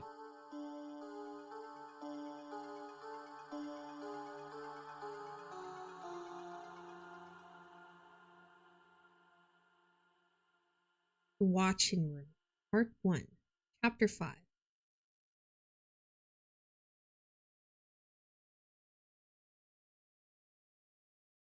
My dog is snoring. My dog was snoring, sorry. The mysterious contest for detectives is still in its early rounds, but who's pulling the strings behind this competition? Now for a look into the office of the exclusive Game Master. Ooh, are we watching the Game Master? Fun! I could be the Game Master. On a large monitor with the screen nearly covered in post-it notes, I could just barely see the last few contestants on the second floor heading into the waiting room. Game Master Greg? This is the dude? Who's that one? I pointed to the generic looking detective in the stereotypical fedora and trench coat getup. There was the only way he could be more cliche was if he wore a deerstalker with a fedora. Game Master Clark? Detective Hackett? He's on your floor, right? Yeah, but he's moving to your floor next round. He's a bit of a drongo. Drongo? I mean, you got that right. Who shows up to detective competition in a trench coat? It's so unprofessional. Try so hard to be professional around here. It's a detective thing. Whatever. He turned back to his desk. We were in the watching room, a hidden room on the 5th floor, which was restricted to contestant runners only. Great. That floor is clear. I pushed a large button on the desk in front of me that read, Clear Floor 2. Hey, Greg. I don't mean to step out of line, but you just pushed the button to my floor. My bad. Guess you were too slow to stop me. You made a half-hearted fist and shook it at me lazily. Don't make me angry. I slid back over my desk, which was for floor 1. It was a boring desk because everyone always took so long to solve the cases. At least I'd only have to hold out until the 3rd round ended. That's when we shut down floor 1, because then the cutoff line is short enough. Game Master Melly? Hey guys, you gotta come over here. She ran to the 4th floor desk, which I was really jealous of. At least I got to announce the opening contestant rules. Oh, so these are our game masters. Me, Clark, and Kane, who ran floor 3, crowded around Millie's desk, gazing at the monitor. Unlike our desk, Millie's was more organized and she didn't use post-it notes. Instead, she wrote all over her arms, which was currently covered in names of detectives with strings of numbers next to them.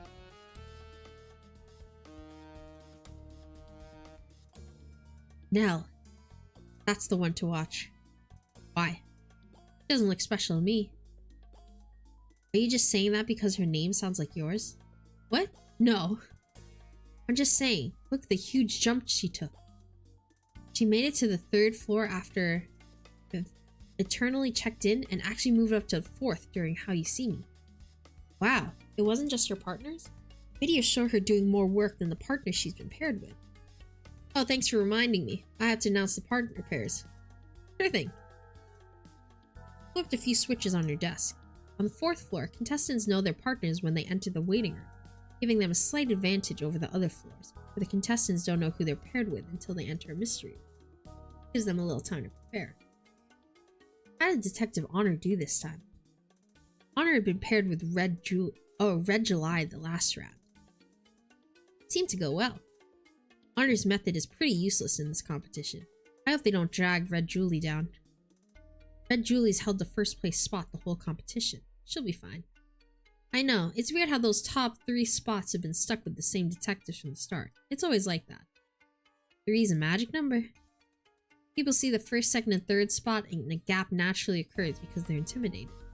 So it isn't that the top 3 detectives are necessarily the most skilled. Right, Clark? He was the oldest and helped run 2 out of the previous detective competitions as Game Master. So they've done this 2 more times? So that means 2 other very smart criminals got out, possibly on parole? That's crazy. I've been trying to recognize the character styles of Noah and I've seen the blocky faced characters before. Maybe. I don't know where it's from, to be honest. That's right. Okay guys, back off. I'm going to make the announcement. Red July and Honor. 1:36. Slakes and Asper. 1:40. Oh, this must be the guy, Slakes. And 772. 201.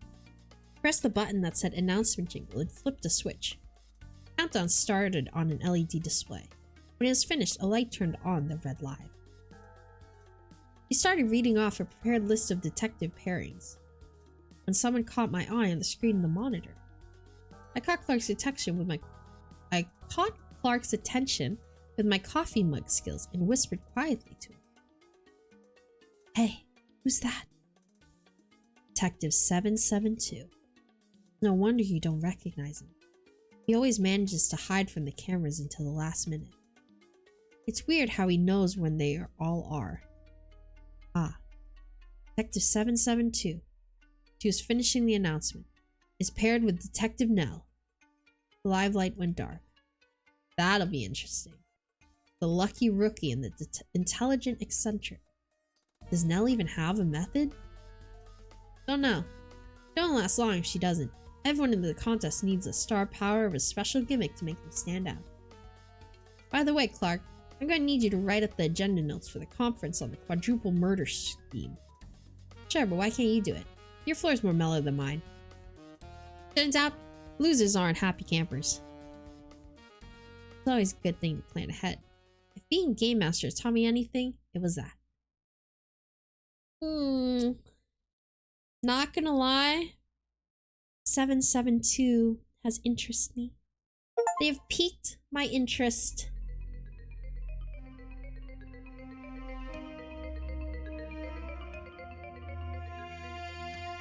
Chapter 6.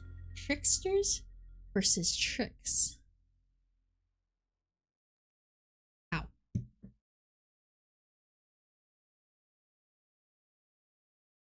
The mysterious competition for detectives is about to start its third round. But what's going to be there? Oh, but what's going on where the top-ranking detectives are? The first floor. Hi, my name's Nell, and it's my first day. Oh, are we gonna get to watch the high-ranking detectives? Are we gonna stop playing as stupid Detective Hackett for a bit? I shook hands with the weirdo in front of me, who is now apparently my partner. I wasn't lying, it really was my first day, both as detective and in the competition. So far, I'd been doing ridiculously well. Oh no. It's our first day on the job? Really? Why'd you join? It's probably just luck, since I've been paired with Detective Sally for round 2, whose method matched perfectly with mine. What's your name? Don't have one. But I'm 772. You guys hear the music and the way it's banging? Pretty good. What? Is that your code number? No, it's the number of cases I've solved in my lifetime. So does that mean he changes his name ever since... every time? So he started off as being number 1, and now he's 772? And then when he solves another one, he's like, ah, yeah, call me 773. My first day, also, I'm the world's best detective. The world is rough. Wow. It's not as impressive when you realize I'm counting the times I figured out where I lost my keys. That's pretty interesting, I guess. Bunny raid!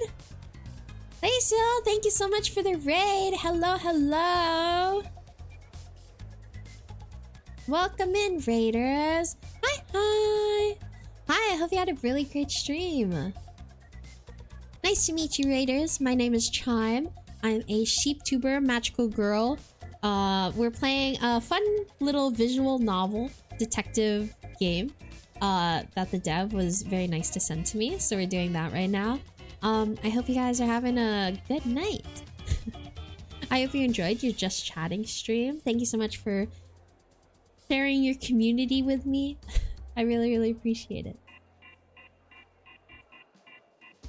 Feel free to take this time in between streams to do what you need to do, you know, stretch, drink some water, have a meal.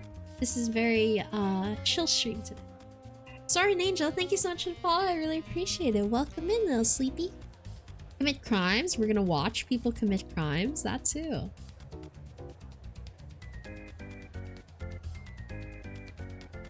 We're doing great here.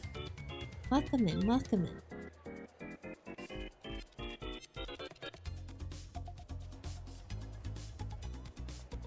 I call that one The Adventure of the Missing Keys. Isn't being a detective the opposite of committing crimes? Oh.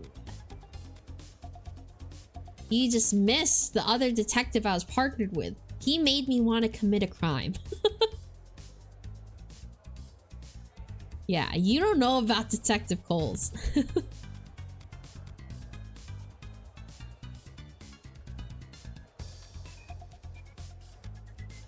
Fair enough, Queen. Crime it up. What if you solve the crimes that you commit? Ooh, true. What if I commit a crime as a method to try and understand criminals? Then I'm not really committing a crime. I'm just studying. Doing research. Think about that. This is the detective in third place out of 100 different detectives. Was this really Detective 772 or an imposter? Could he really be this embarrassing? As I was thinking, 772 started to pretend to play a saxophone. Ooh. I like that, right when the saxophone. You're not very popular, are you? It's like an Oreo. Sometimes the frosting of resentment gets in the way of the cookies of fame. That's deep. And then you also don't give back the diamonds you stole? Bro, was that accidentally timed or was that coded? I have no clue. I honestly don't know. It would be cool if it was coded, but I have a feeling it might have just been accidentally timed. But who knows? Seems like frosting of sense was blocked by the cookies of nonsense. Ooh, are we about to do a high-level case? I'm excited. Suddenly, a delightful jingle was heard. 4th floor occupants. It's almost time for the 3rd mystery. Oh good. This is so cool. 772's eyes twitched, probably in delighted anticipation for what the next mystery was. This competition doesn't taste very good to me. There's no suspense. How so? It's like an Oreo. This guy loves Oreos. What's up with this stupid smile and why does he keep using it? The frosting of tension is being blocked by the cookies of cliche. Excuse me. What? Why? I don't know why I bothered to ask. Only God knows why this guy got to 3rd place. I practically figured out all the mysteries they could throw my way. As he said this, he hopped from foot to foot while simultaneously doing the wave. Yo, this is me. We get an emote of me doing this. That's funny. As he did this, I wondered, could I be in the presence of a true genius? I was impressed. First mystery's locked door gimmick relied on an accident. The second's murder was committed through a window so that the killer didn't need to enter the room at all. And so what? Since they didn't repeat the same locked room trick twice, my guess is that the next 3 mysteries will use completely different locked room tricks each time. There are many such tricks. Keep in mind, Todd, Pod, and Mod are time of death, place of death, and method of death, respectively. Oh, I like to shorten it down to the TPM rule. That's cute, but what if you don't know any information about the Todd and Mod, or whatever? Well then, it's totally useless. What is this face he's making? So you cursing in the chat? What is that? He started doing the hoppy dance again. It was a good thing nobody was looking at us. I was saved by the joyful melody playing from the intercom. Time's up. The room's ready for you. Janitor and Captain. Room 0011. Blake and Dale. Room 10. 772 and Nell. Room 3? Hey. I'm excited. Emotions are illusions. Life is a crime. Ooh, this guy's spitting bars. He's spitting. I clipped the saxophone bit because it was perfect. Oh, very nice. Put it in the Clips channel. In the Discord. Clips channel? In the Discord, if you're not already joined in, you know where to be. I'll watch it later. Heck yeah. And go ahead and lock me up, I guess. He didn't respond. I was still learning how to deal with 772's nonsense. What was the right approach for dealing with this eccentric types? It seems to be a big trait with detectives, so I have to figure it out soon. I didn't want to rain on his parade, but he wasn't giving me many options. This ain't my first rodeo, I say, at my second rodeo. Well, the second's not the first, so you're right. This looks like a cool mystery. Detective 77 immediately did a handstand. The floor must be very... When they're standing, he's up here. But when he does a handstand, he's down here. So either she's suddenly standing on a very, very tall area, or he is in a hole. Yeah, that's great. Sometimes to see a crime scene a different way, you need to set it a different way. This guy, I think he's onto something. Sure. The chime sounded. Detective Nell and Detective 772, welcome to the third room of Stage 1. The mystery you'll be solving this time is called the Invisible Weapon. Please take a look at the case file to understand the context of the crime. Ooh. Okay. Businessman Mr. Stash was found dead in his office at 3 p.m. An hour after firing, the reportedly furious misfired. The door was locked and could not be opened from the outside when the crime was discovered. You do not have access to autopsy report. Special bonus. What is the invisible weapon? Okay. So the suspect is Mrs. Fired, who was fired by Mr. Stash an hour before he was found dead. The door locked, can only be opened. Oh, and can't be opened from the outside. Okay. We have to figure out what the weapon was. Got it. Sometimes I wonder what'll happen if I enter the wrong room on purpose. We would kill you.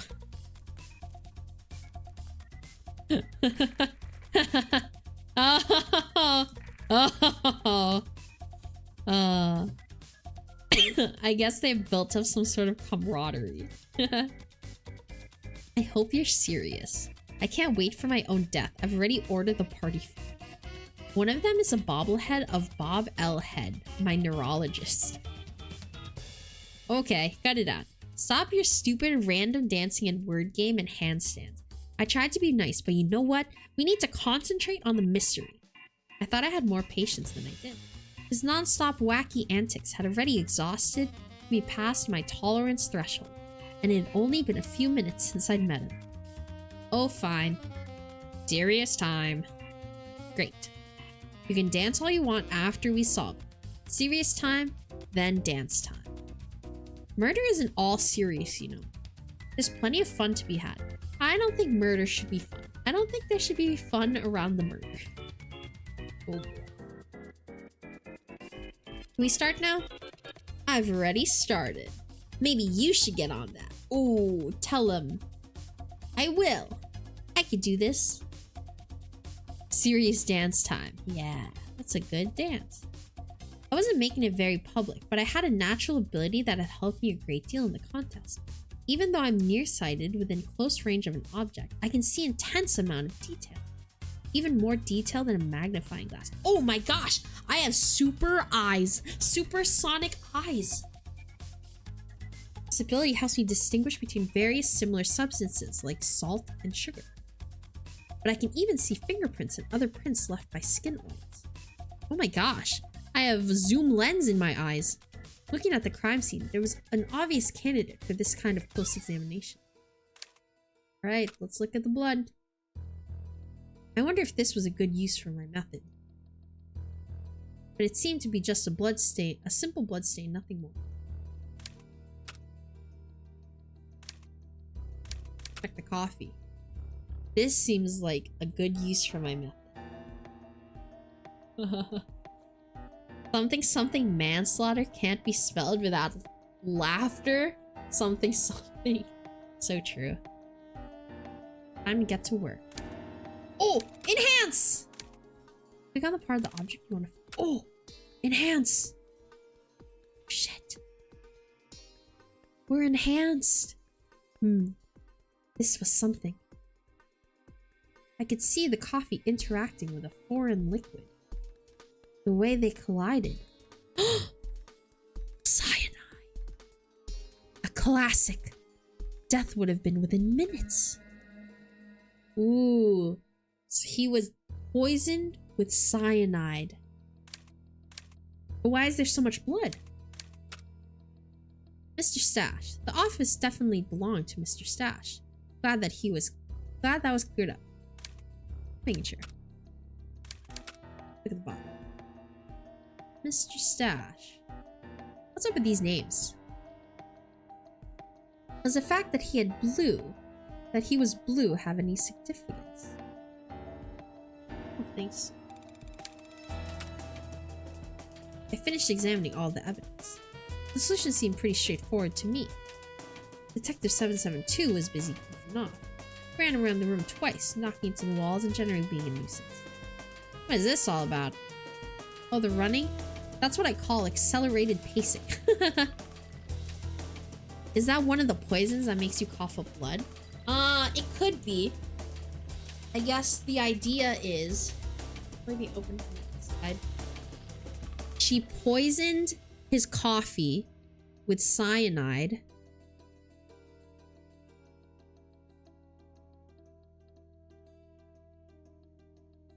poisoned his coffee with cyanide, and then he threw up, but he was already in the chair. He threw up blood on the carpet, but then he sat in the chair. So my idea of the blood being on the carpet is that he drank the poison, didn't feel daijobu, and then he got up, spilled blood on the carpet, and then went to go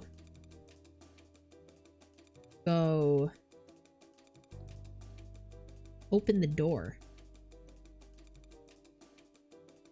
But then why is he in the chair? Why does he his coffee with cyanide, but then he asphyxiated, which is why he's blue?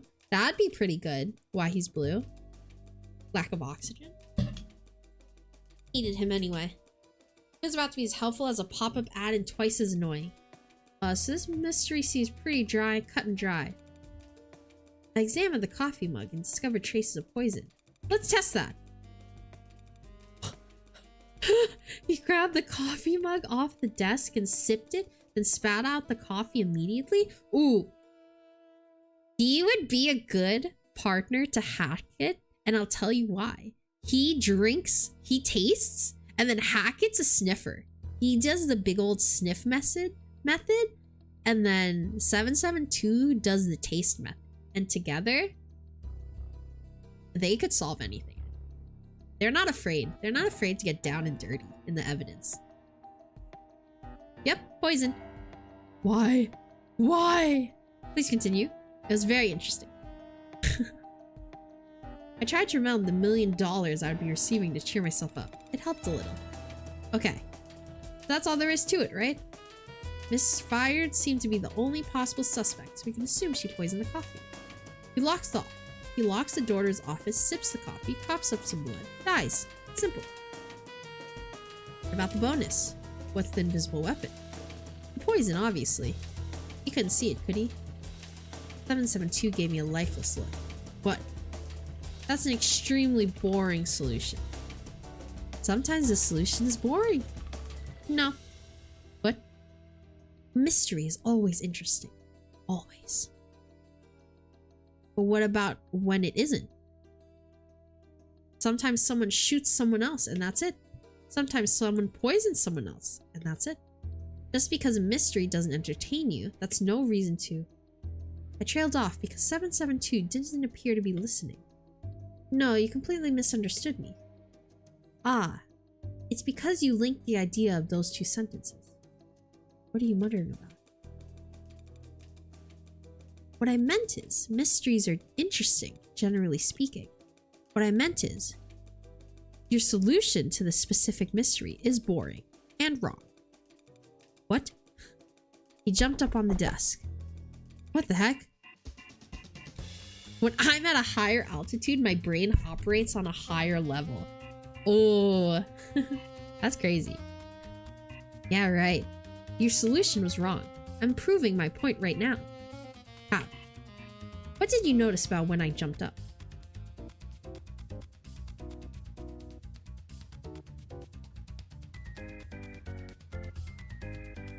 Wait, what did I notice when he jumped up? Was there a text or something when he jumped up? I look back at it.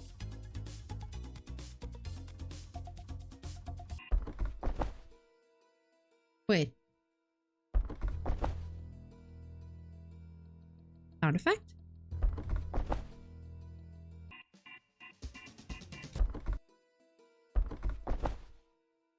There's a sound effect. Big the desk is, how tall he is.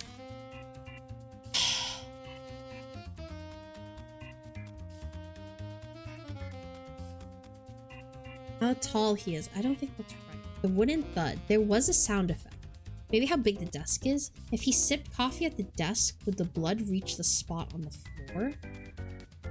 But he doesn't have to be drinking coffee at his desk. He could have been standing up drinking coffee. And then he sits on the chair. Right? The wooden thud. If it's the wooden thud, why? Why does it matter? I don't think it matters how tall he is. No one's going at the top that high. How big the desk? Wooden thud.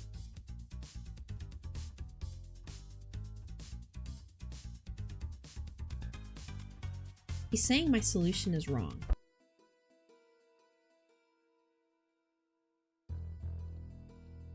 He's boring and wrong. So something else killed him that's not the cyanide. And it has to do with the desk. Blood on the ground from far away.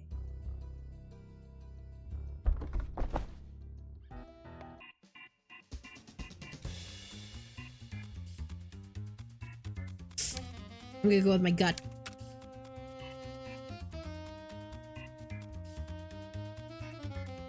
Oh! I didn't notice much that was unusual, but he said yes.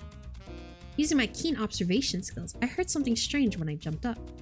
He stomped hard on the desk. To my horror. Oh my god! This changes everything! A second victim.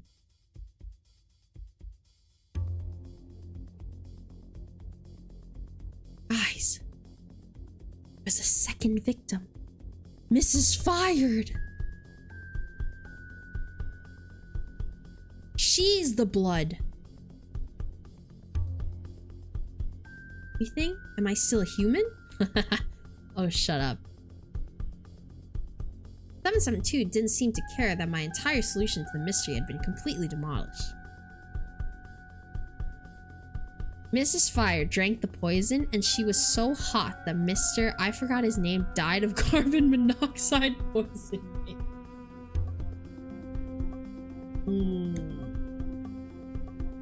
I like this face he's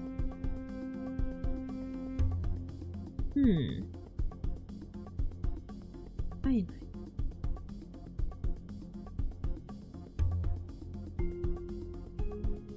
Yeah, Mrs. Fired drank the poison and she died.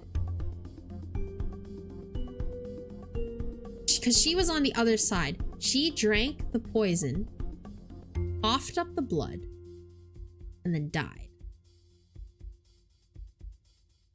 Thank you so much. Thank you so much, Slowpoke. Good night. Have a great rest of your night. And I hope you have a great day tomorrow as well. Thank you so much for joining in on the stream. But then why did he die? We're definitely missing something. I guess I should be thankful that he didn't let me submit my false deduction. What could this mean? Gun? This is Fired. So she was still the murderer. Or just another victim. Or both? I was so confused. Okay. Gun. Did she shoot it? What the heck happened here?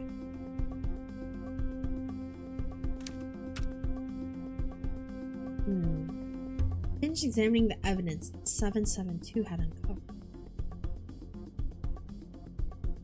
I added everything to the case file. I'm all ready, so whenever you want, Nell. What? Sure. Why wait for me? I know everything in this contest is based on time, but honestly, who cares? If nobody gets the time to appreciate the mystery, what does it matter that you came in third, second, or even first?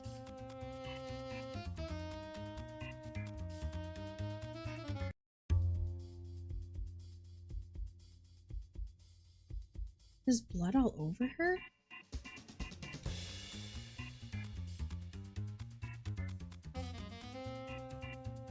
The gun?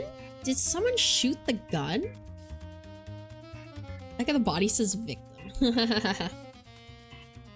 you think someone shot the gun? There didn't seem to be any gun holes in the victims, though. They have both been poisoned? Mr. Stash.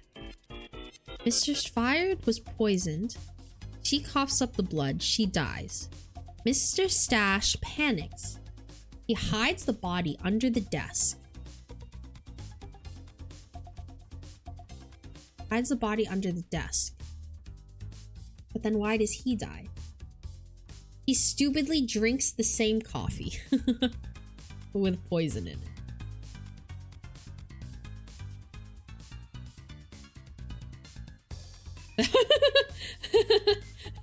And then he also dies. I appreciated the mystery and I'm ready. I still haven't figured it out yet. We turned to the corner of the wall. If I'd stared long enough at the corner, I could just barely see a hidden speaker.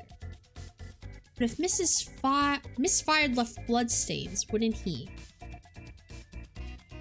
Yeah. It didn't seem like anyone shot the gun, though. What I'm thinking. I think the gun is a red herring. But then what else could have killed? Here's my deduction. We'll do a fun call and response thing, okay now? What? After being fired, Mrs. Fired. You point at me like I knew the answer. Think now, think.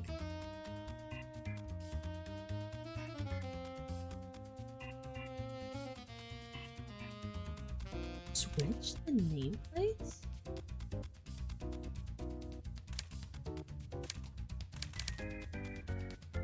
Oh my gosh, we have to think. We have to think. Switch the nameplates? Why would that matter? Because then this isn't his office?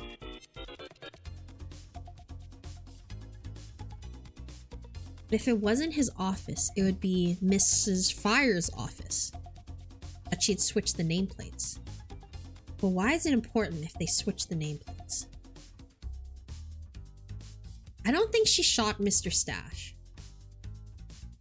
Poisoned the coffee. I can only assume she poisoned the coffee because she was mad about being fired. I guess mad enough to try and kill him, right? Okay, I really need to pee. BRB for like 2 seconds. Think about what the answer could be while I go to the bathroom.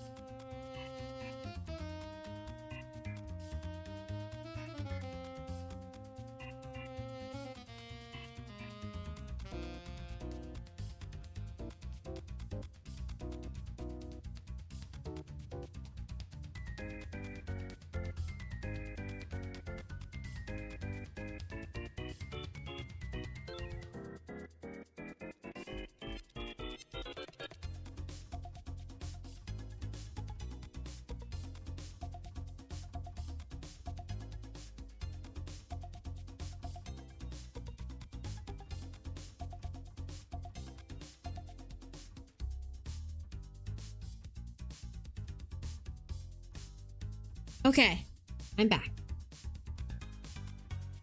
If she poisoned the coffee, why would she drink it? True. But I don't think she shot Mr. Stash. She poisoned the coffee. There's a way that the coffee cup could be switched, right? Maybe she's not aware of the poisoned coffee. Could that be it? Why did she... I think it's either poison the coffee or shot Mr. or not stop, or switch the nameplates. But why would she want to switch the nameplates? What is the reason behind wanting to switch the nameplates? Because she was fired?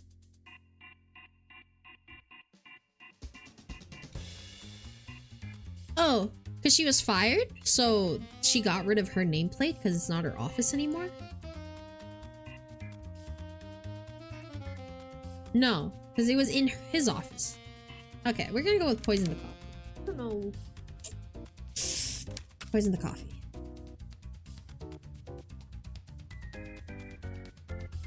She left and waited for him to die, but when she came back, he was still alive. And he'd realized she tried to poison him. Ah, poison the coffee, but it didn't work. Well, I guess that makes sense. Doing a lot of work for me. I have to step up my game. What happened after Mr. Stash realized his coffee had been poisoned? He poisoned her coffee? Oh shit.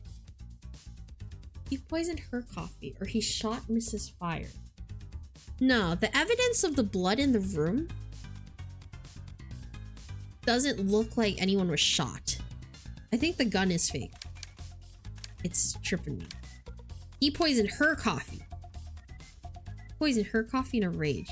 He angrily sprayed cyanide into her coffee and forced her to drink it. I know it's hard to imagine, but it's not that hard to imagine. Yes, it is. I don't know why I said it. I'll think of something else. He shot her? Then, but there was no blood. He shot her. As I said, I realized what must come next.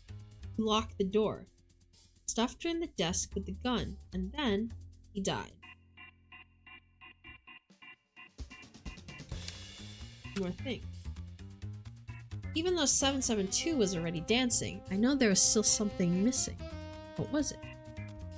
Oh yeah, the invisible weapon was actually the gun. Ah. Submit! Ah. Harvey, you took so long submitting it that you'll be moved to the 3rd floor. This is so funny. Move to the 3rd floor? So worried about Detective 772's antics that I hadn't considered that I might bring him down.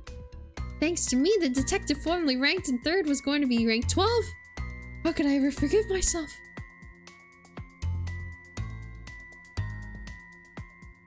Too many wrong answers?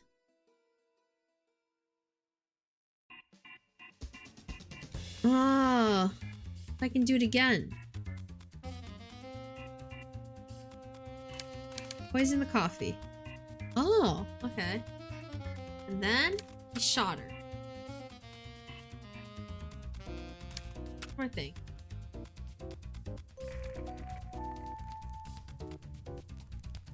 Oh, I see. The time changed because I got the answer wrong. Wow, too many wrong answers? I only got one wrong answer. Oh, that's rough. Oh.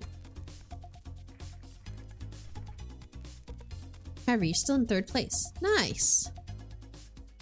The room didn't look like he shot her because there was blood on the ground. Why would it be on the ground and not like on the walls? It was a shot. The blood had to have splashed or something. Through my irritation and his antics, I couldn't help feeling happy that we solved the case in record time.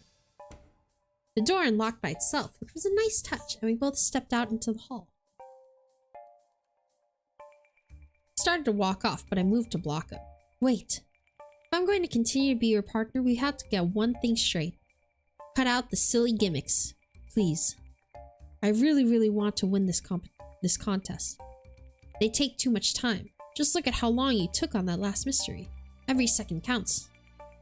Everything I do, no matter how silly, is filled with purpose. Wow. Do you have a purpose, Nell? Yeah. I guess I'd be. To be a great detective and win $1 million. Why stop at $1 million? You could conquer the world. Because it's the prize for winning the contest? Nell. Your purpose must extend beyond the contest. That's what makes it in all caps purpose and not lower caps. Lowercase purpose. I didn't realize I would be trying to find the purpose of my life by signing up for this contest. Why not? Isn't life about figuring out what life's about? I wonder if you can get characters to meet by doing good with the dumbass and sandbagging the upper floors. Oh, I wonder. No, but I think if you do bad, you just have to redo it. I think there is like some type of storyline. Because even though it said we were moving down to the 3rd floor, we just had to redo it. It was like endgame. It's the ultimate mystery. Is that why you said life's a crime? Who committed the crime? What's the motive for the crime? Who's the victim of the crime? Who wrote that message on the mirror? What? What? We stood in silence for a solid minute.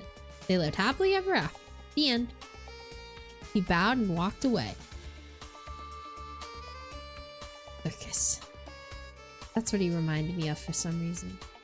He slowly turned and looked at me with an expression on his face that I'd never seen there before. My parents were clowns. For some reason, I didn't laugh even though the statement felt out of context. Suddenly, everything that he'd done so far made complete sense.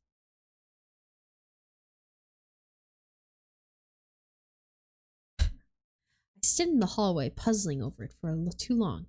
When I got back to the waiting room, it was nowhere to be seen. Dang, that went crazy.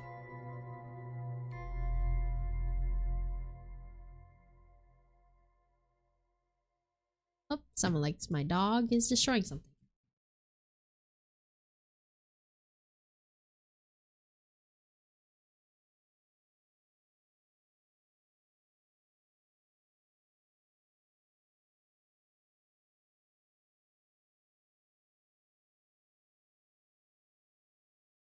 Safe.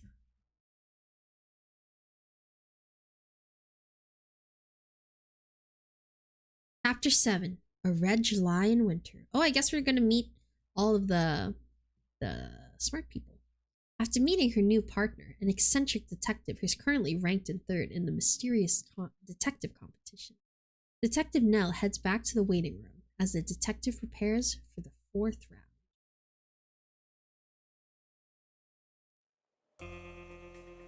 He stared at the gold-colored ceiling, lost in thought. There were cracks in the paint, and through them, I could just barely see the glint of a camera lens. They sure know how to hide them. I'd greeted nearly everyone on the 4th floor by now, though I never talked to the top 3 detectives unless I had to.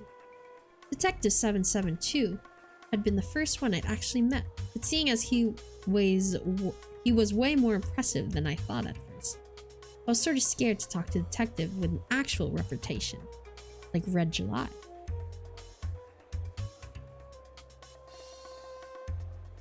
I heard somewhere that she slows down when she's solving a crime, trying to take as long as possible, and yet still comes in under a minute. Wow. Ever since I heard that, I've tried it myself, but of course that ended in miserable failure. But it was my first day after all. That's crazy. The new partners were announced, but it didn't matter since I was still with Detective 772. Actually, his name has changed to 773 since he just solved a new case. But the game master had told me the top 3 spots were locked with the partners they got from the start. It wasn't entirely true. There was a condition.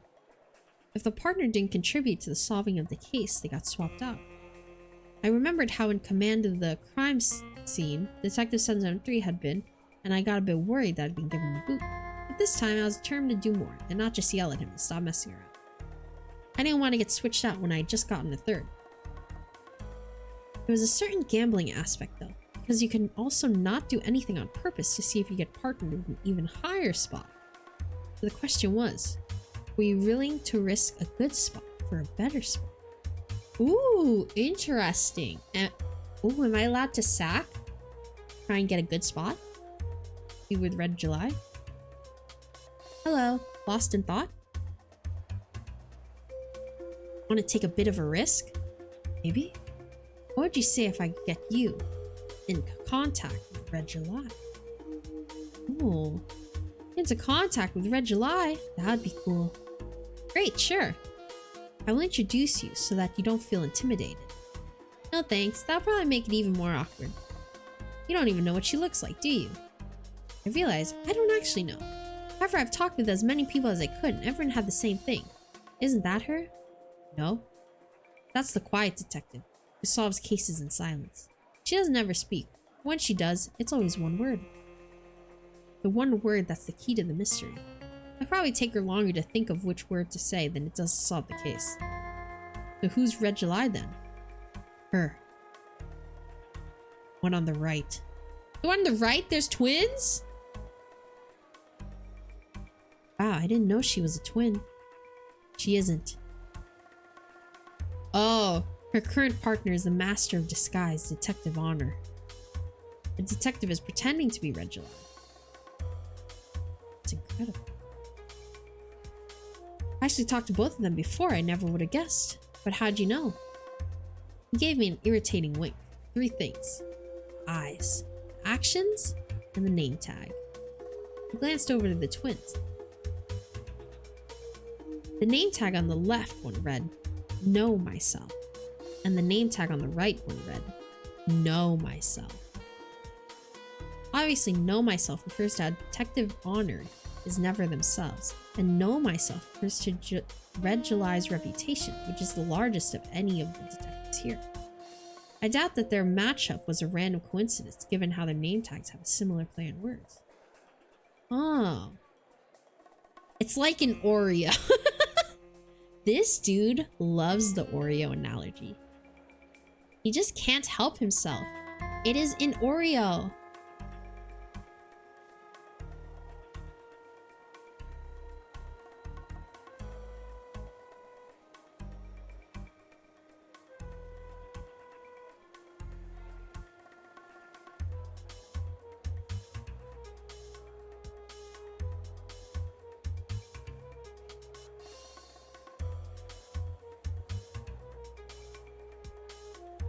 Hold on.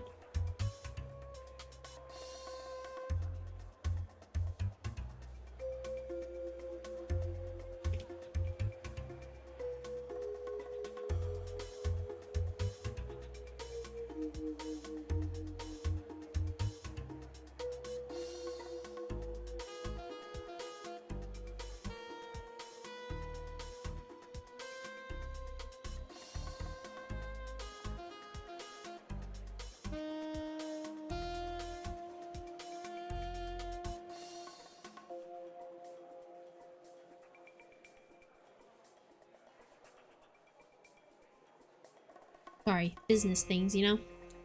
Alright. I've had enough of this cheesy shtick. The announcement jingle was heard. It's almost time for the 4th round. Okay. 4th round, gamers. Can't believe we've only done 4 rounds.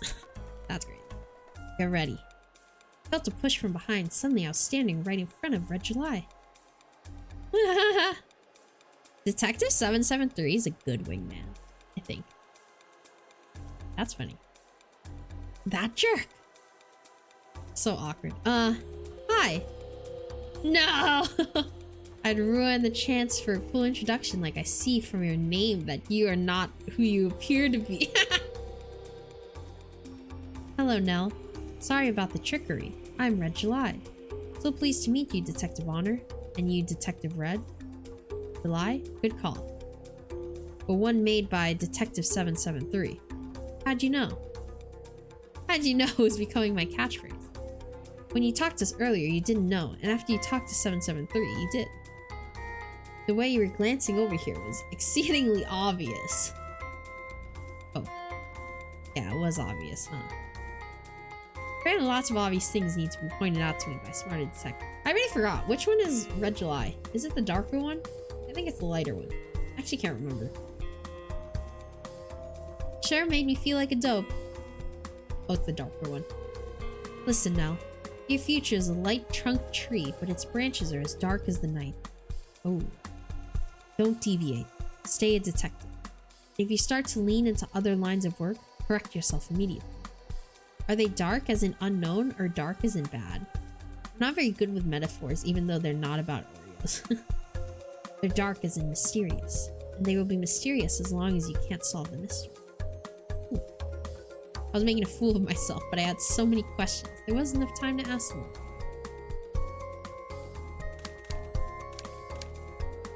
Oh, about your method. About your method. Can anyone do it? Yes, anyone can do it. Most people won't.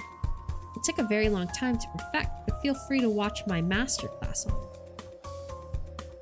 She's giving out master classes? She's making bucks. How could I have not known? I'm very open about my techniques, like they said. It takes years. Be sure to watch it. Oh, super. I keep... Detectives. So many detectives. Well, the 4th round is ready for you, so no need to keep pretending you like talking to each other. I was still puzzling over Red July's tree metaphor. I guess top 3 detectives love metaphors because it makes them sound more intelligent. The longer I spend with him, the more sense he made. Or maybe I was just deluding myself, thinking I could figure him out. Or maybe the real delusion was that there was anything to solve it all. Ooh. I'm sorry, guys. You're about to get an ad in about 30 seconds. I'll start it right now while we're on this cutscene. So you don't miss any of this action.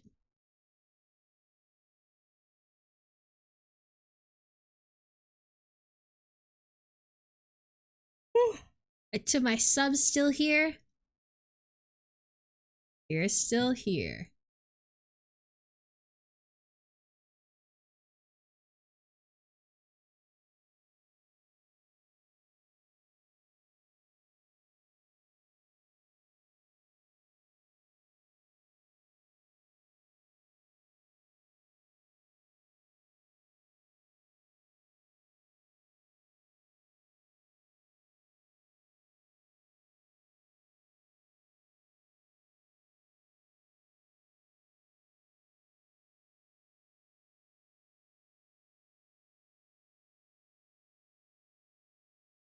Oh, I didn't ask, but who was your New Year's Day?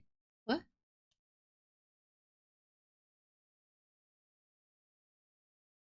Are you asking how was my New Year's Day? Oh, wow, my detective skills made me made me know that. My New Year's Day was good. I ate some fruit. I don't know if you knew about like that thing people were talking about, like eating 12 grapes underneath a table, apparently for good luck or something. But my New Year's Day was good. I think I ate food, some good food or something. How was your New Year's Day? So far, the new year has been very good to me. I feel like I have in my notes. I firmly remember on New Year's Day, I got like, I don't know how, but I got like an increase in YouTube subscriptions, and YouTube subs, and it was really exciting for me. That felt really nice. 12 grapes underneath the table. I've never heard that before. Where is it originated from? I don't know. It was just like going around online for the new year. Look it up. I'm sure there's videos of it, but I don't know. There was just videos about it. I worked on New Year's night. I'm so sorry for you. But I hope your New Year's Day was good.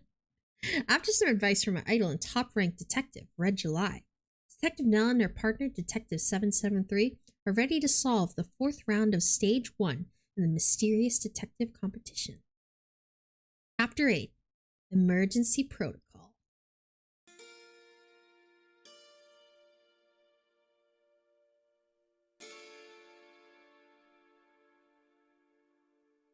Ooh.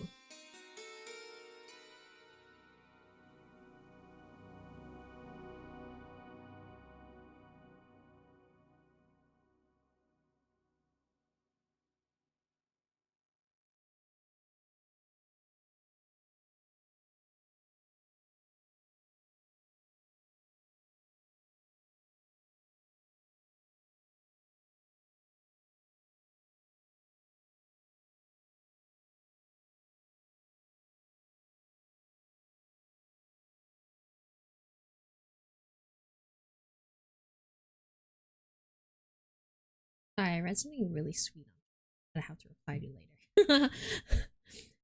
Today, another employee bailed out on us, so I had to cover. That's the worst. That's the worst. Today and the next 2 days, I'm free. Oh, that's good. So then you should feel good. At least you got some time off this week.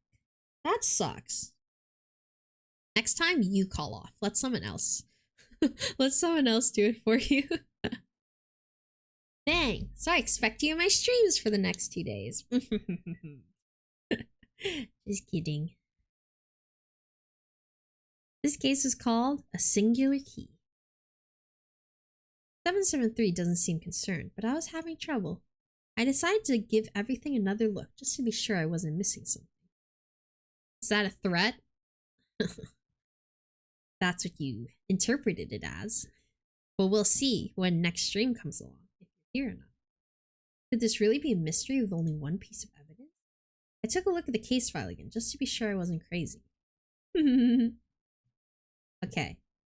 Mr. Paranoido, small-time crook wanted by police, was found dead in a walk-in closet at 10:20 a.m. Mr. Gunhappy, a police officer, was the only one on the scene. The closet was locked, and the only key was found inside with Mr. Paranoido. He did not have access to the autopsy. Why was Mr. Paranoido hiding in the closet?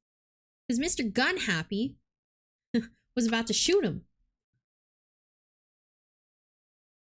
Sure seemed like it. I couldn't think of anything to do except check all the evidence again. Let's look at the evidence.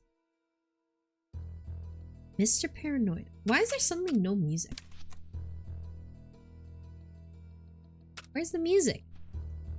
Mr. Paranoido. There was a strange symbol on his chest. It looked like a broken heart. Does this mean he died from a bad breakup? Of kills. Broken heart? Maybe a heart attack? Try not to do it myself. It'd be pretty ironic for a detective to kill someone. I think we can rule it. You say so. To me, it looks like heart failure of some kind. Yeah, that's what I was thinking. Epic fail. I tried not to cringe. What's that expression you're making now? My cringing expression? Too bad we weren't given the autopsy report. There'd be no way to know what it meant for sure. Heart attack. Could be. We'll say that's what it is for now. We can come up with something better later.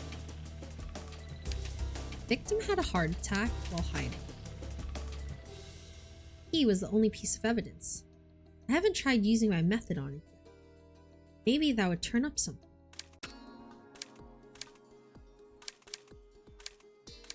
Enhance! Pretty standard design for a key. Nothing interesting here. Enhance! The neck of the key was entirely unremarkable. I was really struggling to come up with something to say about it. Enhance! Ooh, what is that? Nothing out of the ordinary that I could see. Oh. Oh. My method had proven to be useless. Happened more than not. Now what? Looked like the key really was the only evidence. Time to get creative. Oh, oopsie. Jarvis. Enhance image. She has Jarvis enhance image in her eyes. That's her special secret. Was the key maybe the murder weapon somehow?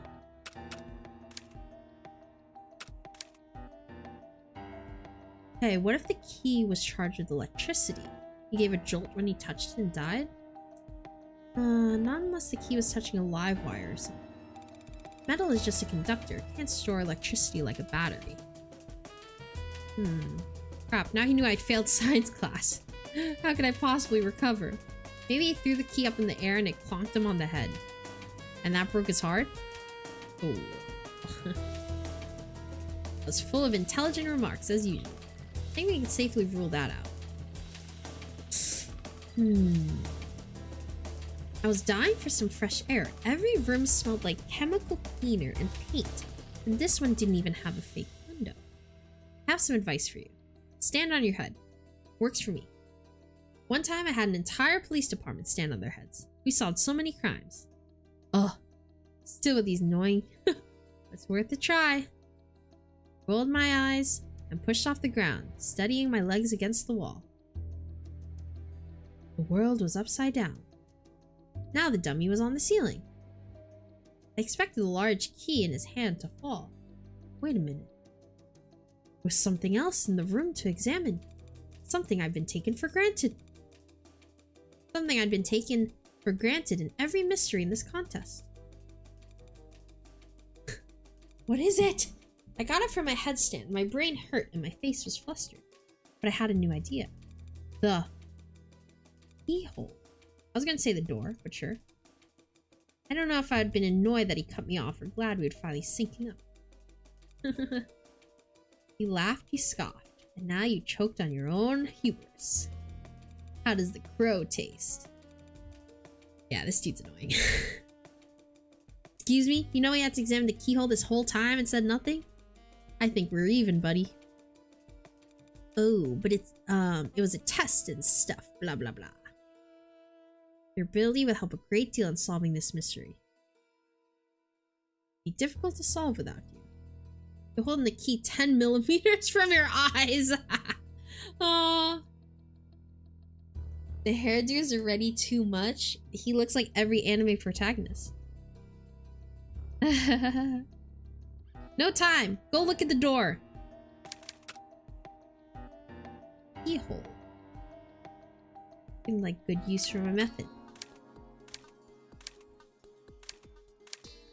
Enhance!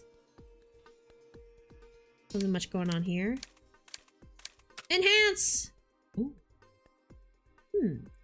Something caught my eye. Tiny black stripe on the edge of the keyhole. It's extra evidence I'd find a clue that would solve the whole mystery, maybe. A black mark. Could have been a burn mark. Burn mark. Well, maybe. It's vitally important. Actually, a really simple mystery. It all falls into place once you realize who the suspects are. Why don't you look at the case file again and tell me what you notice?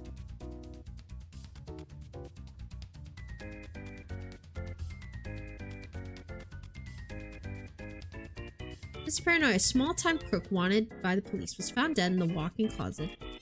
Mr. Gunhappy, a police officer, was the only one on the scene. The closet was locked, and the only key was found inside. Mr. Gunhappy, the police! Large key. Mark on keyhole. He was hiding because it's a police house. Small-time crook. Only key. Police officer.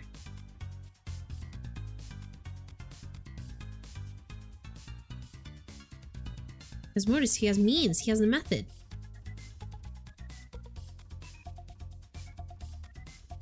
He has a gun! Gun.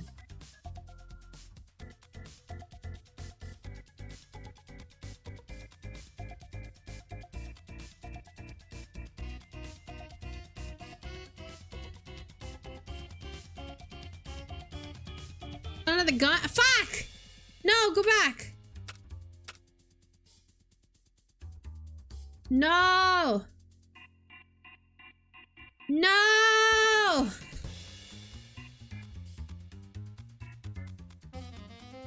It's a taser. It's a taser.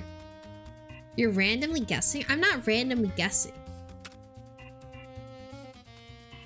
I just forgot that the guy had a heart failure. I know the gun didn't kill him. I thought he's saying that he shot the gun in the keyhole. But I didn't think the guy, like, hit him. Just to scare him. Fuck.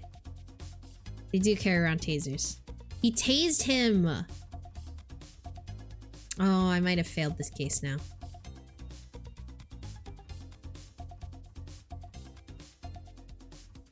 That makes sense. Keyholes are small. A big key means a big keyhole. That keyhole doesn't... I guess that keyhole is...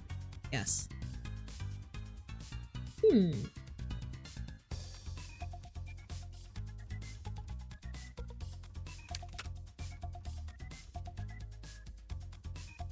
Why was he hiding in the closet? Because he's a criminal wanted by the police? Duh.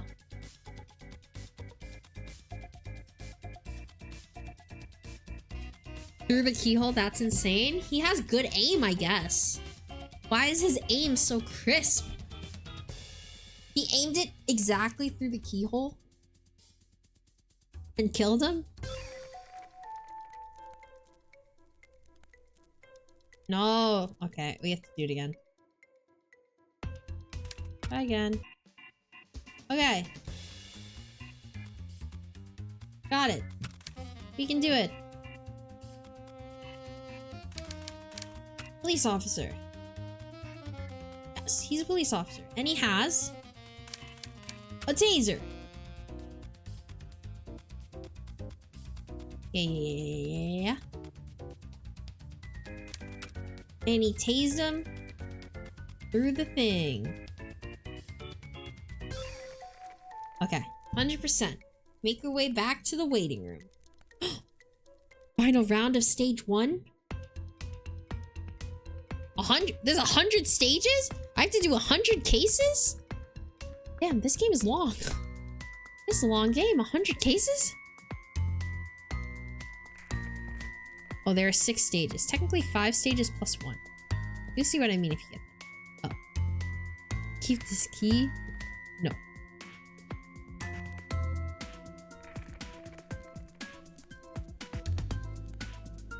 So you put it back?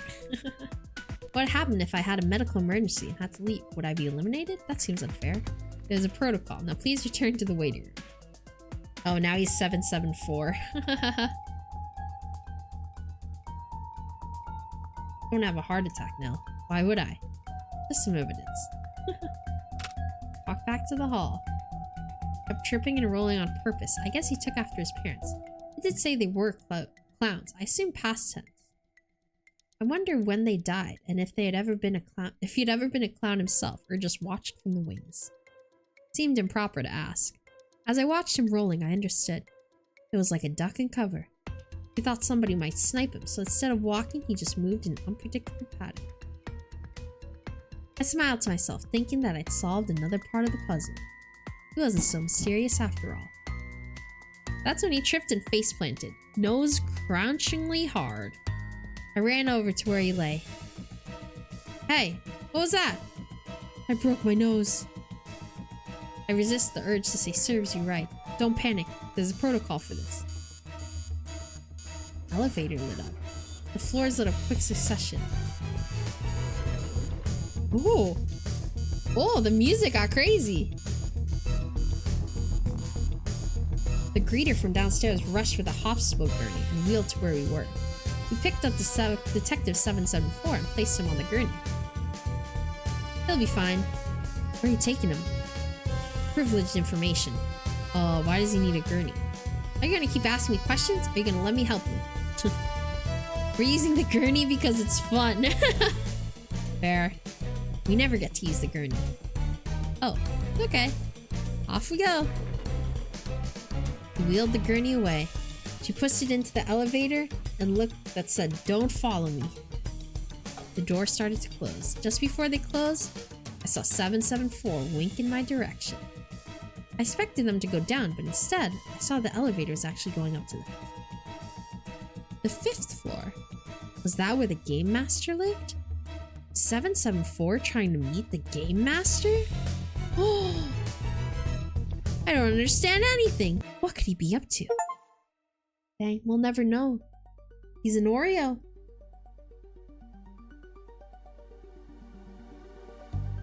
Chapter 9, Insanity. Detective 774 faked an injury to get into the Game Master's office to try to meet the people behind the mysterious detective competition. Now his partner, Detective Nell, waits anxiously for his return in the appropriately named waiting room. Dang.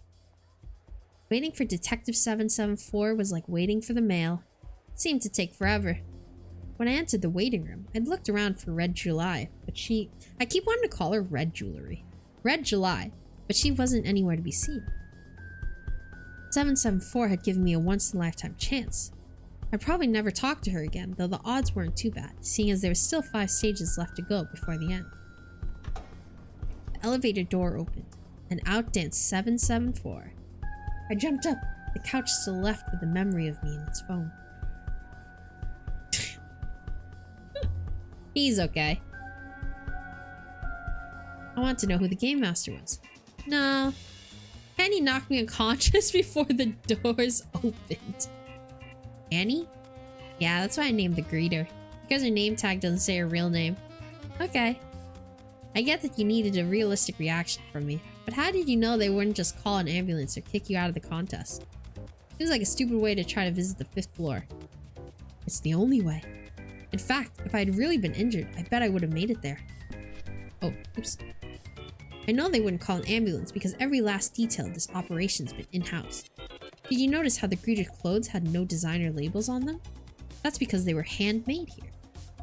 Jewelry. Did you smell the paint smell? It's not the smell of a brand, it's the smell of milk and lime. Homemade white paint. I knew they wouldn't kick me out because if they took me up to their elevator, it would be their own fault if I saw the 5th floor. So I thought it was worth the risk. Oh. Dang. Stayed in 3rd.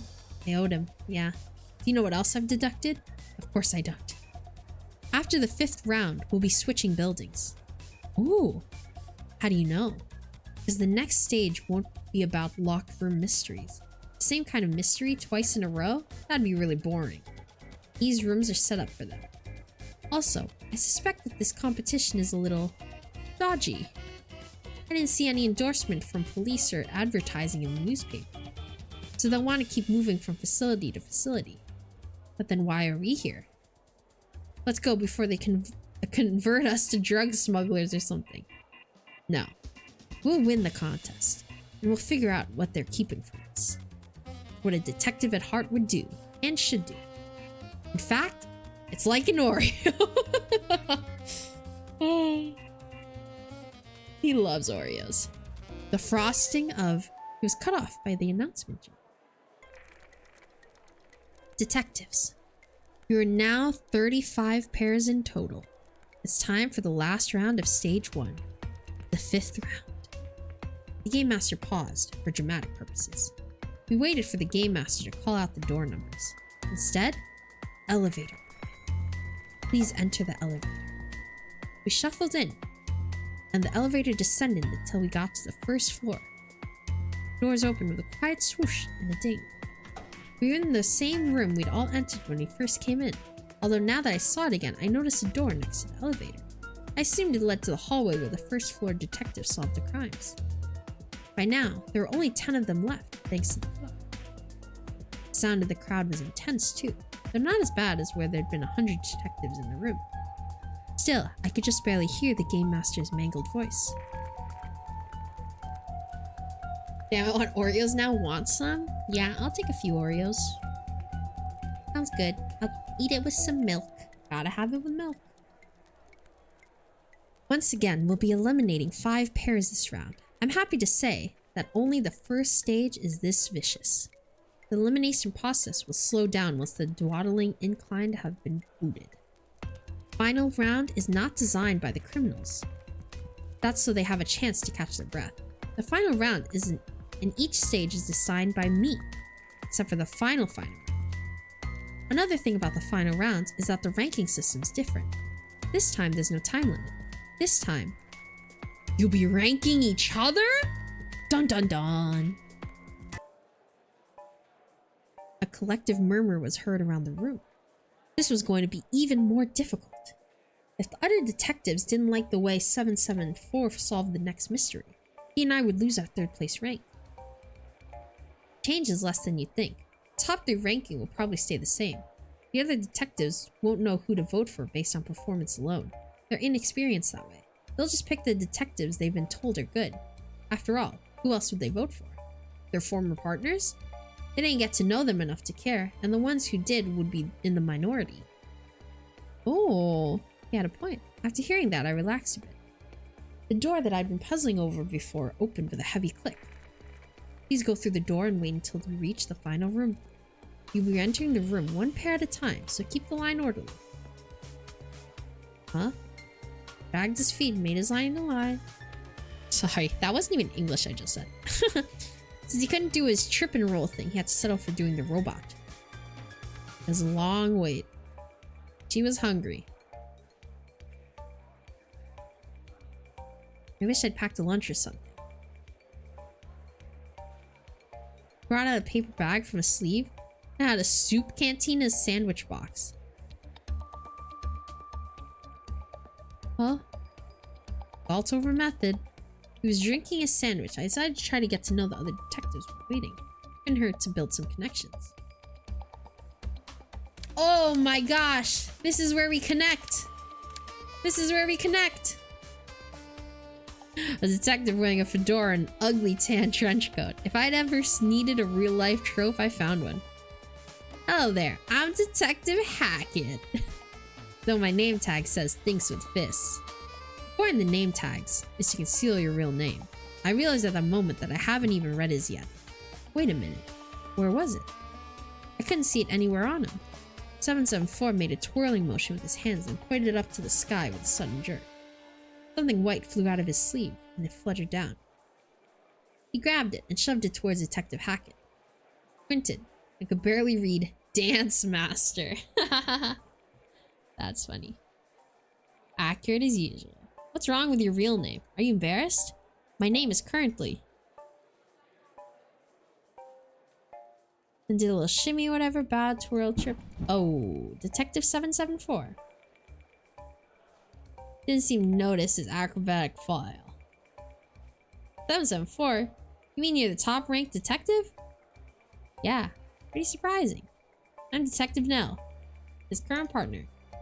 Wow, the third highest-ranked detective? Yeah, so am I. We're a team. That's so cool. Your quirky method keeps you on top. Hello? Have you retained that spot for long? Since the first mystery. Whoa, you're so good it hurts. Nell, no one cares. I barely managed to stay in. Good luck. Thanks, pal. It's like I don't exist. We're up after this. Have you thought over the next case? How could I? I don't even know what it is. He smiled like I was joking, but didn't say anything. Probably thinking to himself that I wanted to keep my deductions a secret or something. He was totally wrong. I have no clue whatsoever. Alright. Let's get in. He waltzed in with me close behind. The room was completely dark. We stood in darkness, afraid to take another step. Welcome to the final round of stage 1. This mystery is called A Crazy Messy Death. The light turned on suddenly. Oh shit! He did not have a good time. Look at the way she's angled. My eyes soon adjusted, revealing the strange, impossible crime. As before, please take a look at the case file for the details. Mrs. Bashny, a stunt person, was readying herself for a scene late one night. She was found dead in the morning. The most likely suspect is Mrs. Star Power, a movie star who wanted to do her own stunts. The room was locked from the inside when the crime was discovered. What kind of scene was Mrs. Banshee preparing for? Okay. Well, time to get started. Alright. Start with the victim. Mrs. Bashny. Looks like more than just her knee was bashed. If I had to guess what the weapon was, a baseball bat seems likely. Accidents. Eesh. One stick of lipstick. Not a lot of makeup here for a dressing room. Or costumes for that matter. Game Master's budget running low, no doubt. She took her kneecaps. Enhance! Doesn't seem like there's anything there. Oh. Enhance! Oh. There was glue on the bottom of the lipstick. Was that part of the mystery or part of the meta mystery? The mystery in the context of it.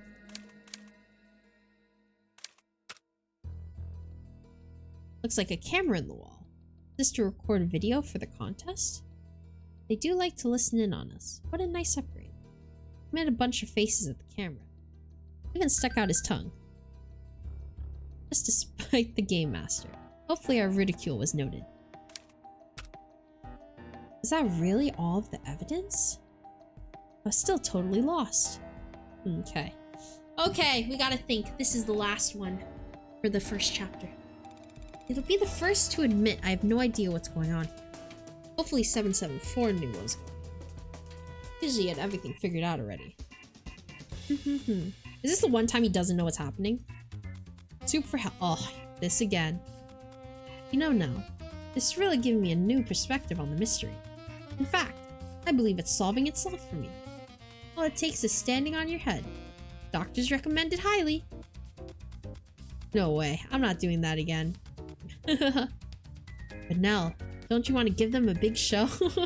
Look, I know you're a clown, but that's your life, okay? Wow, no, you don't have to say it like that. I don't have to be a clown with you. I have my own unique style. Oh, I see. You don't want a clown with me. It's such a shame, because a clown nose is the height of fashion. Where did he get that from? Nobody thinks that. Stop joking around. Found with me, Nell. Found with me. He was creeping me out. One of us. One of us. Stop it, you freak. Oh my. That's not very productive. You're right. I'm sorry. I really did feel bad about calling him a freak. Your apology is going right in the trash, you clown hater. Yayo! Can we refocus, please? Right. Back to what I was saying. Now, solving the mystery is entirely dependent on your standing on your head. It's the only way you'll be able to see the solution. I beg you to stand on your head. Please. I'm serious. Oh. You really did sound serious about it. Guess it wasn't the worst thing in the world. Why do I have to be so forceful about it? I reluctantly stared on my head again. To my shock, almost immediately something clicked into place. A discount Patch Adams actually helped me figure this out.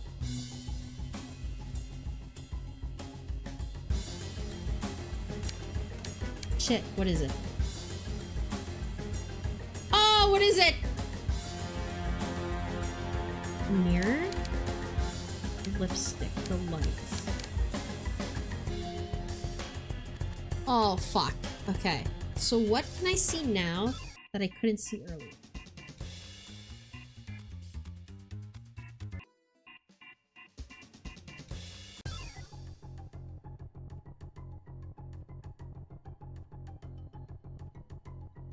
What can I see now that I couldn't see earlier?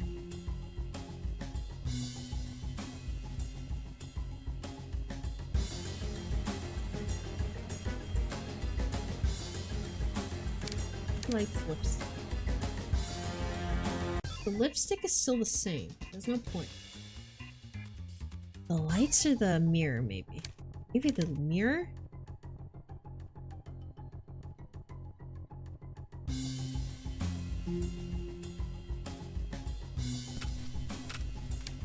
Save real quick.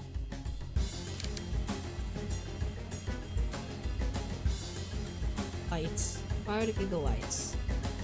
Mirror. From this angle, it looks like the mirror is reflecting something. What is it reflecting? The room! How's that? Fuck!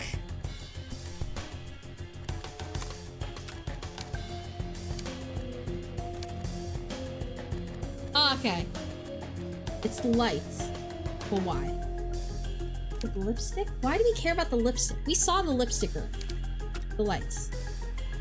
The lights are on the mirror. Yeah. Why are they on? So Mrs. Banfield could see herself clearly in the mirror. There's definitely something suspicious about those lights. Maybe there wasn't. I was completely wrong as usual. It's the lipstick? Why?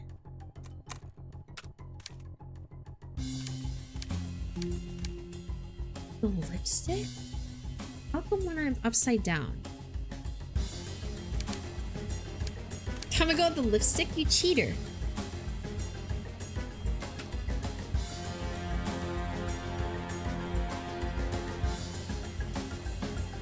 I didn't need to be upside down to know that the lipstick was glued to the table, okay?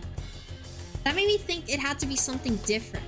I already knew there was glue on the lipstick.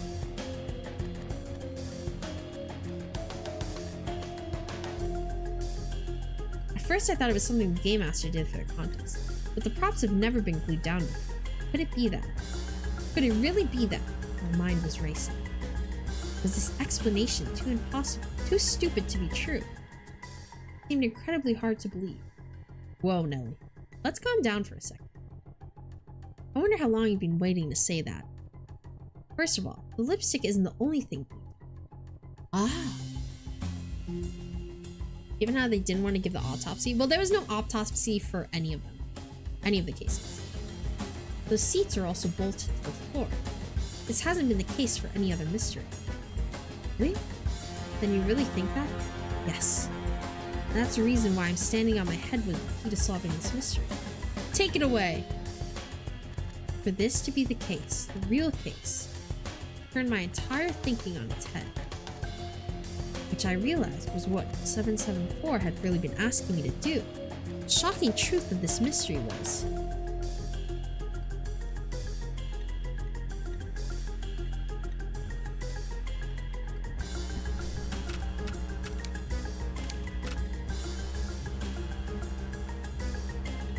This isn't the victim? First, fake mystery. The room is upside down. Okay, the evidence is pointing me to the room is upside down. The evidence he's saying is pointing me to the room is upside down. But is that fake? Is it misleading? This isn't the victim. First, fake mystery. Can't be a fake. Okay, the room is upside down. Usually, looking things upside down is a way to show things in a way. You're seeing them in a new circumstance. Fake mystery? In this case, upside down is the way they're meant to be seen. The lipstick was glued to the table in order to keep it from falling down, and the entire room is turned upside down. Oh, okay. Precisely. This dressing room can be turned 360 degrees. The only question is, why is this the case? Once you figure that out, everything becomes obvious, as Williams screamed in the adventure movie. There's one piece of evidence that makes everything completely click together. It is... Oh.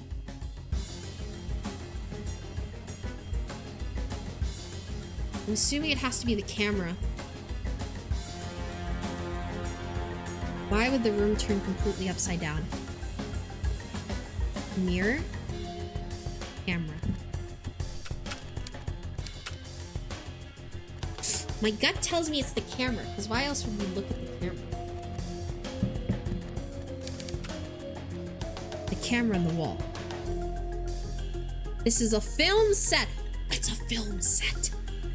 As soon as he said it, the room rumbled slightly. What's going on? Simple. This dressing room is really a movie set that can rotate. Late one night, Mrs. Bashney, the stunt double from Mrs. Star Power, was rehearsing for a scene. The scene involved a special effect where the room rotated, yet the camera remained perpendicular to the room. This kind of effect was seen in 2001 Space Odyssey Nightmare on Elm Street, Royal Wedding, and many more. I haven't seen any of this. Probably why it took you so long to figure it out. Okay. While Mrs. Bashney was rehearsing, Mrs. Star Power came in and turned on the mechanism that rotates the room. Since the case file says Mrs. Bashney was discovered in the morning, she was probably tossing and turning all night. Nobody, even a stunt person, would likely survive that. I give the murderer the benefit of the doubt, however. Perhaps Mr. Star Power thought it would just be enough to scare Miss Bashney into no longer doing her stunts. Oh, easy. How much of that did you figure out while you made me stand on my head? Pretty much Spider-Man all over again? How so? Sorry, I don't really know Spider-Man too. My clown contract prevents unnecessary disclosures. Oh, come on. There's one more thing to do. Bonus question. What kind of scene was Miss Bashney preparing for? We figured out that the dressing room is actually a set, so the scene must take place in the dressing room. Good job, Nell. I can't believe I completely lost faith in you. The way this effect is usually used have to do with supernatural forces of some kind. On screen, characters can climb or walk on walls and ceilings. At the very least, we know Miss Bashney was probably supposed to be doing that in the scene. I think the scene is a little too vague to guess at everything going in it. Some kind of inner fantasy or hallucination? Not a bad idea. I say we just submit and see what happens. IRL Spider-Man movie, specifically with Andrew Garfield, they used rotating film sets. Oh! You're talking about the rotating film set. I thought you meant about her dying to the rotating film set. I was like, oh, did that happen in Spider-Man? Wait! Submit! What if we were wrong about the answer? There's no going back. Correct. The score of this mystery is 100%. Your answer to the bonus question was acceptable. Woo! Make your way back. Okay, let's see how we ranked.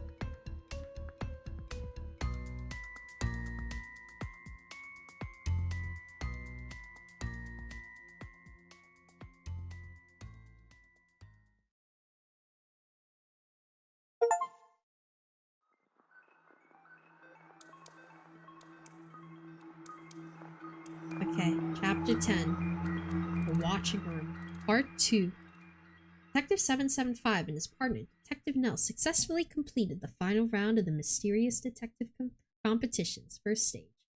Now the detectives must rank each other instead of the usual time-based ranking. What is happening behind the scenes in the Game Master's office? Check, check, check. I flipped the many switches in front of me. Some of them didn't do anything, but it looked cool. Every Game Master is working on editing the footage from the 5th round to make it more interesting for the detectives to watch. Attention spans these days. Stop it, Greg. They're just switches. No need to say check over and over. Melly, are you editing or sleeping? I heard from Clark that Melly was actually asleep all the time and was really good at sleepwalking and talking. Common rumor, apparently. There were 30 detective pairings to scrub through and splice, so we got 10 each, which left Kane the opportunity to boss us around. Not like she ever does anything else, but it wasn't a bad job, so I didn't complain. Okay, looks great. Nothing here to change. It's important to give them the illusion of control over the rankings, even if it's for a short time. Probably quoting the Game Master's Guide of the Galaxy or something. That way, they're less likely to complain about the time-based rankings or say they're unfair. I almost fell out of her chair. Probably kept the Sandman in business. What's funny? The rankings, time-based? They really believe that they're time-based? Are these people detective or not? They just accept what we tell them. Never underestimate the power of a disembodied authoritative voice. When I first became a Game Master, I thought the fact that we tweaked the rankings was a bit unfair. The more I thought about it, the odder it would be the big organization would leave whoever won up to time. For instance, what if a certain detective didn't work well within the time limits, or were good enough to face off against the best criminal in the contestant anyway? The way the rankings were set up, they wouldn't even make it to second floor. That begged the question.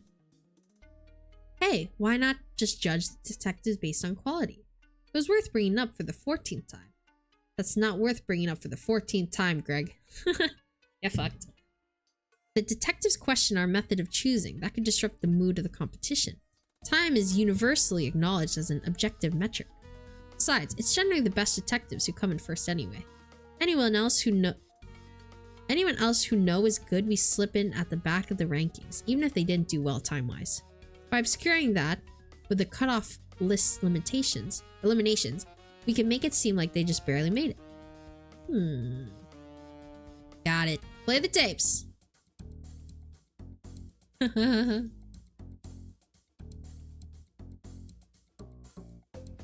Made her jump up and down like a kangaroo. That would be more creative. These are funny pictures. And the mug to Meg noted something down. I agree. I gave 774 7 out of 10. Good thing Nell didn't seem to be dragging him down too much. It's time the last two mysteries had definitely suffered. We need to watch Detective Swinger hum and whistle his way around the crime scene. Of course, his partner, Detective Ether, went right to sleep.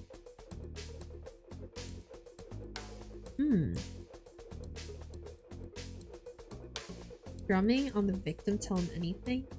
He's a good drummer. Red July had the answer in seconds. It was a little hard to tell if Anna was really helping, even though they did solve the bonus question. Can we solve these types of crimes if your method is disguise? Even though they're good at disguises, Anna's pretty smart, and they get along with Red July, which almost nobody does. That's because Red July has a massive ego. She's not getting along with Honor, she's getting along with herself. Good thing we paired them up. Now that's a good team. It's always so fun to watch. She abruptly slammed on her chair and dropped the coffee mug, spilling coffee all over the carpet. A quiet snore was heard.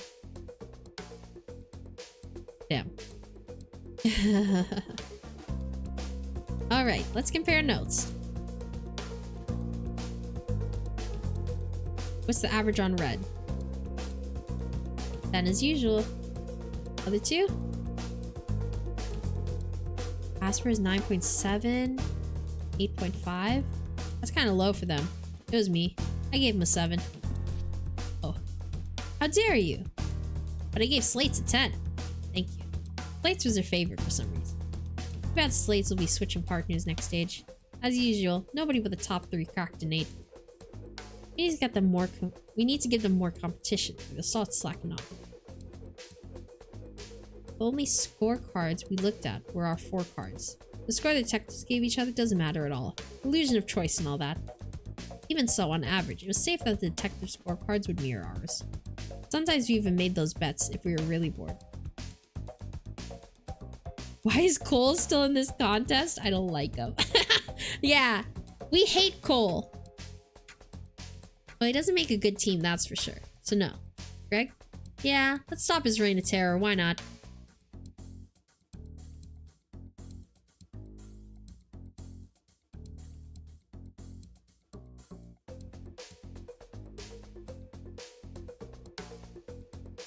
It outsources the rooms to separate HQ with over 100 Game Master voice ready to answer questions. Dang.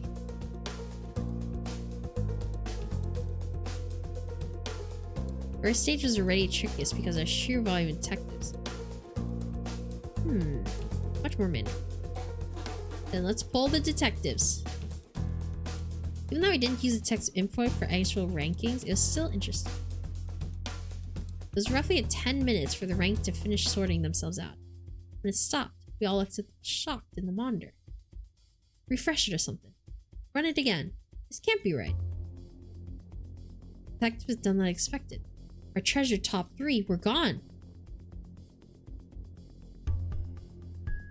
Detectives are chosen Tronin and Genter, Enns and Walter, and Ashdown and Woes as top 3. Only one of these pairs is even in the top 10? Huh. Not the best ones. Ranking was just insulting. Oh, the detectives are stupid. Detectives had no taste at all. Interesting.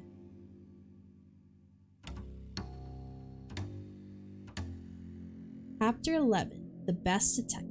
The detectives say goodbye to each other for the day. In anticipation, stage 2.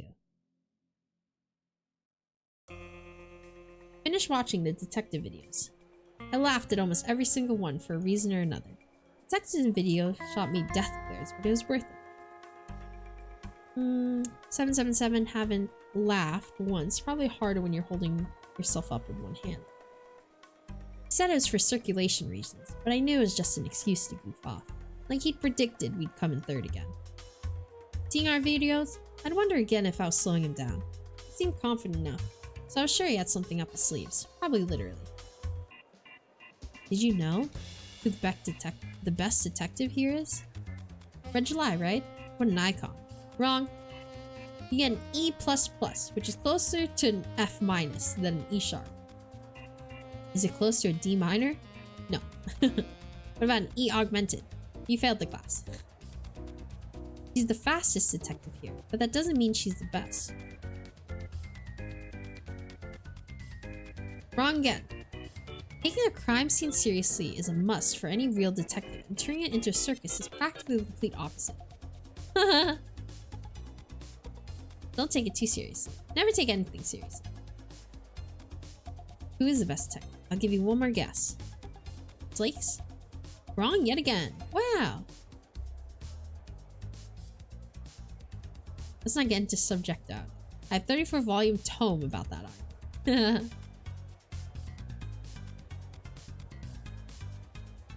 It's all covered in the tome.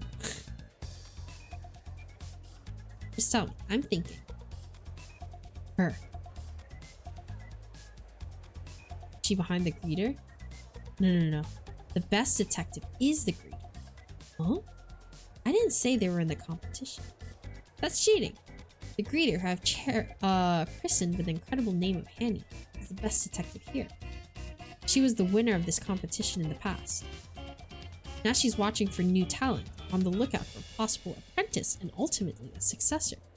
How do you know that? Tell you that in the elevator? I'm a detective. Oh, I see, you're a detective, huh? Oh gosh, I didn't know. I deduced it. Wow, cool. Let me walk you through. Yeah, walk me through. That's a spoiler. It's like an Oreo. Orange. It's like an orange. You don't have to peel the orange to know there's fruit inside. Similarly, I don't have to ask Haney if she's a detective to know that she's got the blood of a crime solver in her. What clued you in? Several things. First, her blonde hair. That's stupid. It's dyed, but more on that later. Second, the look of boredom on her face. Her expression? Why would the game master hire someone so unenthusiastic? I don't know. Why does the guy at Target tell me his job sucks without me even asking him every time I buy 15 pairs of the same jacket? The third, how she knocked me out.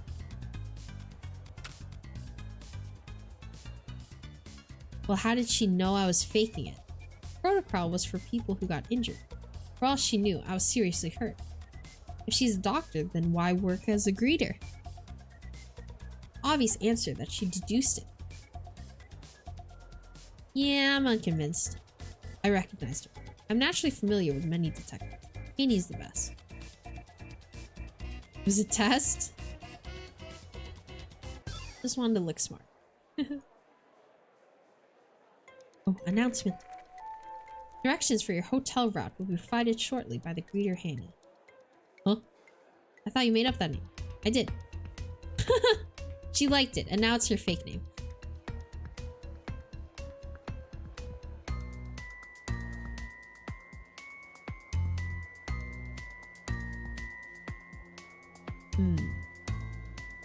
Here's your route map. The hotel is optional, but it's all expense paid, so I recommend it.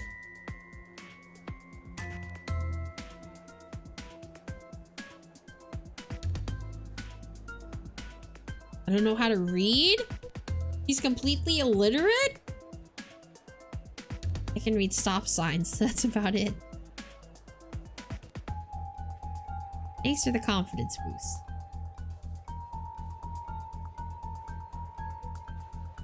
I'm not staying there, I'm going back home. There went that plan. I felt a presence to my left, and Haney materialized out of nowhere. Go to the hotel. He shuddered. I felt it too. Like ice had formed over my entire body. It was just a second, a one-way exchange, but she looked into my eyes. I didn't need to see proof that 775 was right about her. Eyes were like floodlights.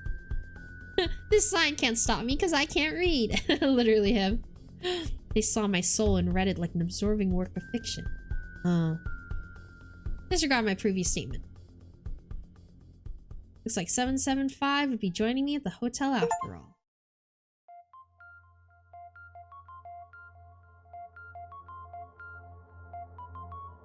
Chapter 12. Green Buds. A simple staff member at the mysterious detective competition is actually a detective from a past contest? She urged Detective Nell and Detective 775 to go to the accommodation provided by the competition against 775's original intention. Alright.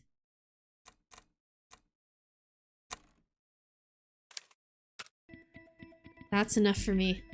We went through 11 full chapters of this game. Ugh, we really used our thinking brain. Whew. Good thinking, chat. Oh no! Nixie, thank you so much for the raid. I really, really appreciate it. I'm literally about to end right now. I'm actually about to end right now. Unfortunately. But thank you so much for the raid. I really appreciate it. Oh, excuse me. I hope you had a really good... I hope you had a good time playing Bloodborne. Master Chill, thank you so much for the follower. Well, I got to see you. That's a win. Thank you, Nixie. I appreciate it. Bobo, wow, your model, you had a glow up. Thank you so much. Let me put it in a bigger screen for you. Yes. My model is here with my everything. Thank you so much. I appreciate it. But thank you for sharing your community with me. Hold on. This game is a little is a little loud. Let me just close that for a second.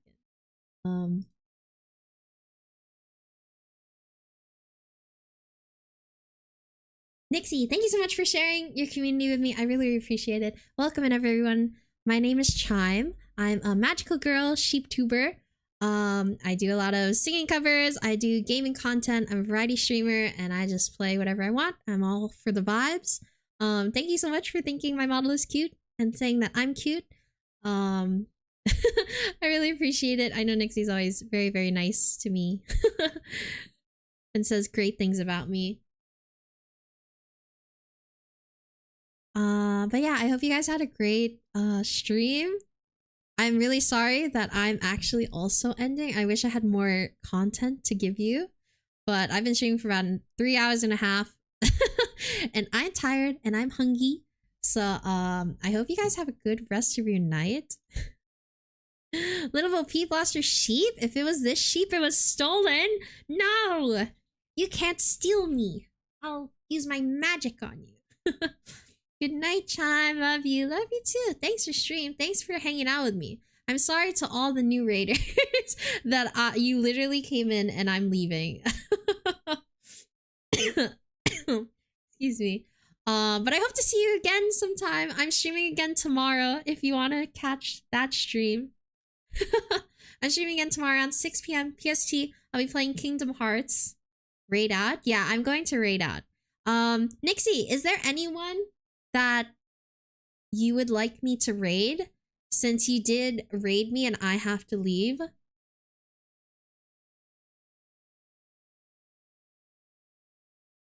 We'll give Nixie first choice if you have anyone that you'd want to joint raid, since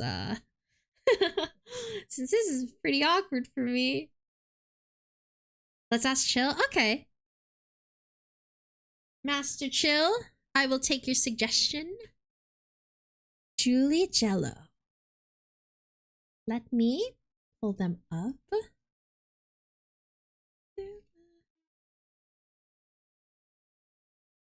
He knows a lot of people in a streamer support server I love to be in. Oh, I see. I'll definitely be here tomorrow watching another streamer too. Thank you. I appreciate it if you're here. You can say one and I'll pass it on to him for you if you'd like. Okay, I will raid them then. Hopefully she's not ending soon. She's been streaming for 5.5 hours. That's a long time. I love her and give her shit all the time. Then I will personally. Be like, no. Oh, until next. Wait, she's ending though. She's ending. Her screen says until next time. She took some time off and she doesn't that mean she's ending? So I think it's only fair we go show her some love. Oh. It just seems like also, okay, if you have another one, maybe. Her Discord, thing is saying until next time. It seems like she's ending. Oh no, the third failed rail. Third raid fail? I know, oh no. Pixelverse, I'll give you a link. Sure, I'll check it out later. Okay, Nelly Starlight, yeah. She has been streaming for a very, very long time, but make sure to check her out if you guys would like to. Julie Jello. But let's try Nelly Starlight.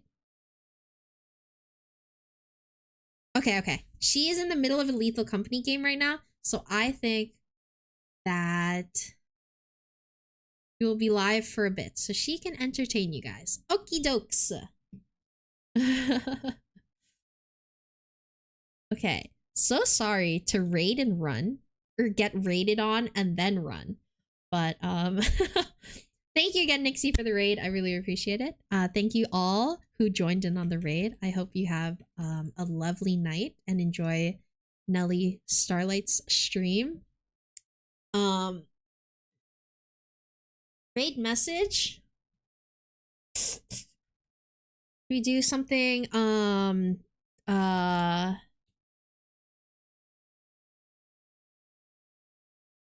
should we do like joint raid? Should Nixie and Chime raid? I don't know. I don't really have a raid message, to be honest. I just kind of spam my raid emote. So feel free to do whatever you'd like for the raid message. I'm still working on mine. See you, beautiful. Thank you, Nixie. See you as well, lovely. Okay, let me start the raid. Before I send you guys off, thank you again for checking me out and being here for my stream. Also, make sure to rest up before you guys head over. Stretch, drink some water, maybe have a little snack if it's getting late. Just make sure to take care of yourself. You as well, Nixie, after your long stream. Make sure to take care of yourself. Do some streamer care afterwards. And I hope you guys have a really good night. I will see you tomorrow if you'd like to be here to watch Kingdom Hearts tomorrow.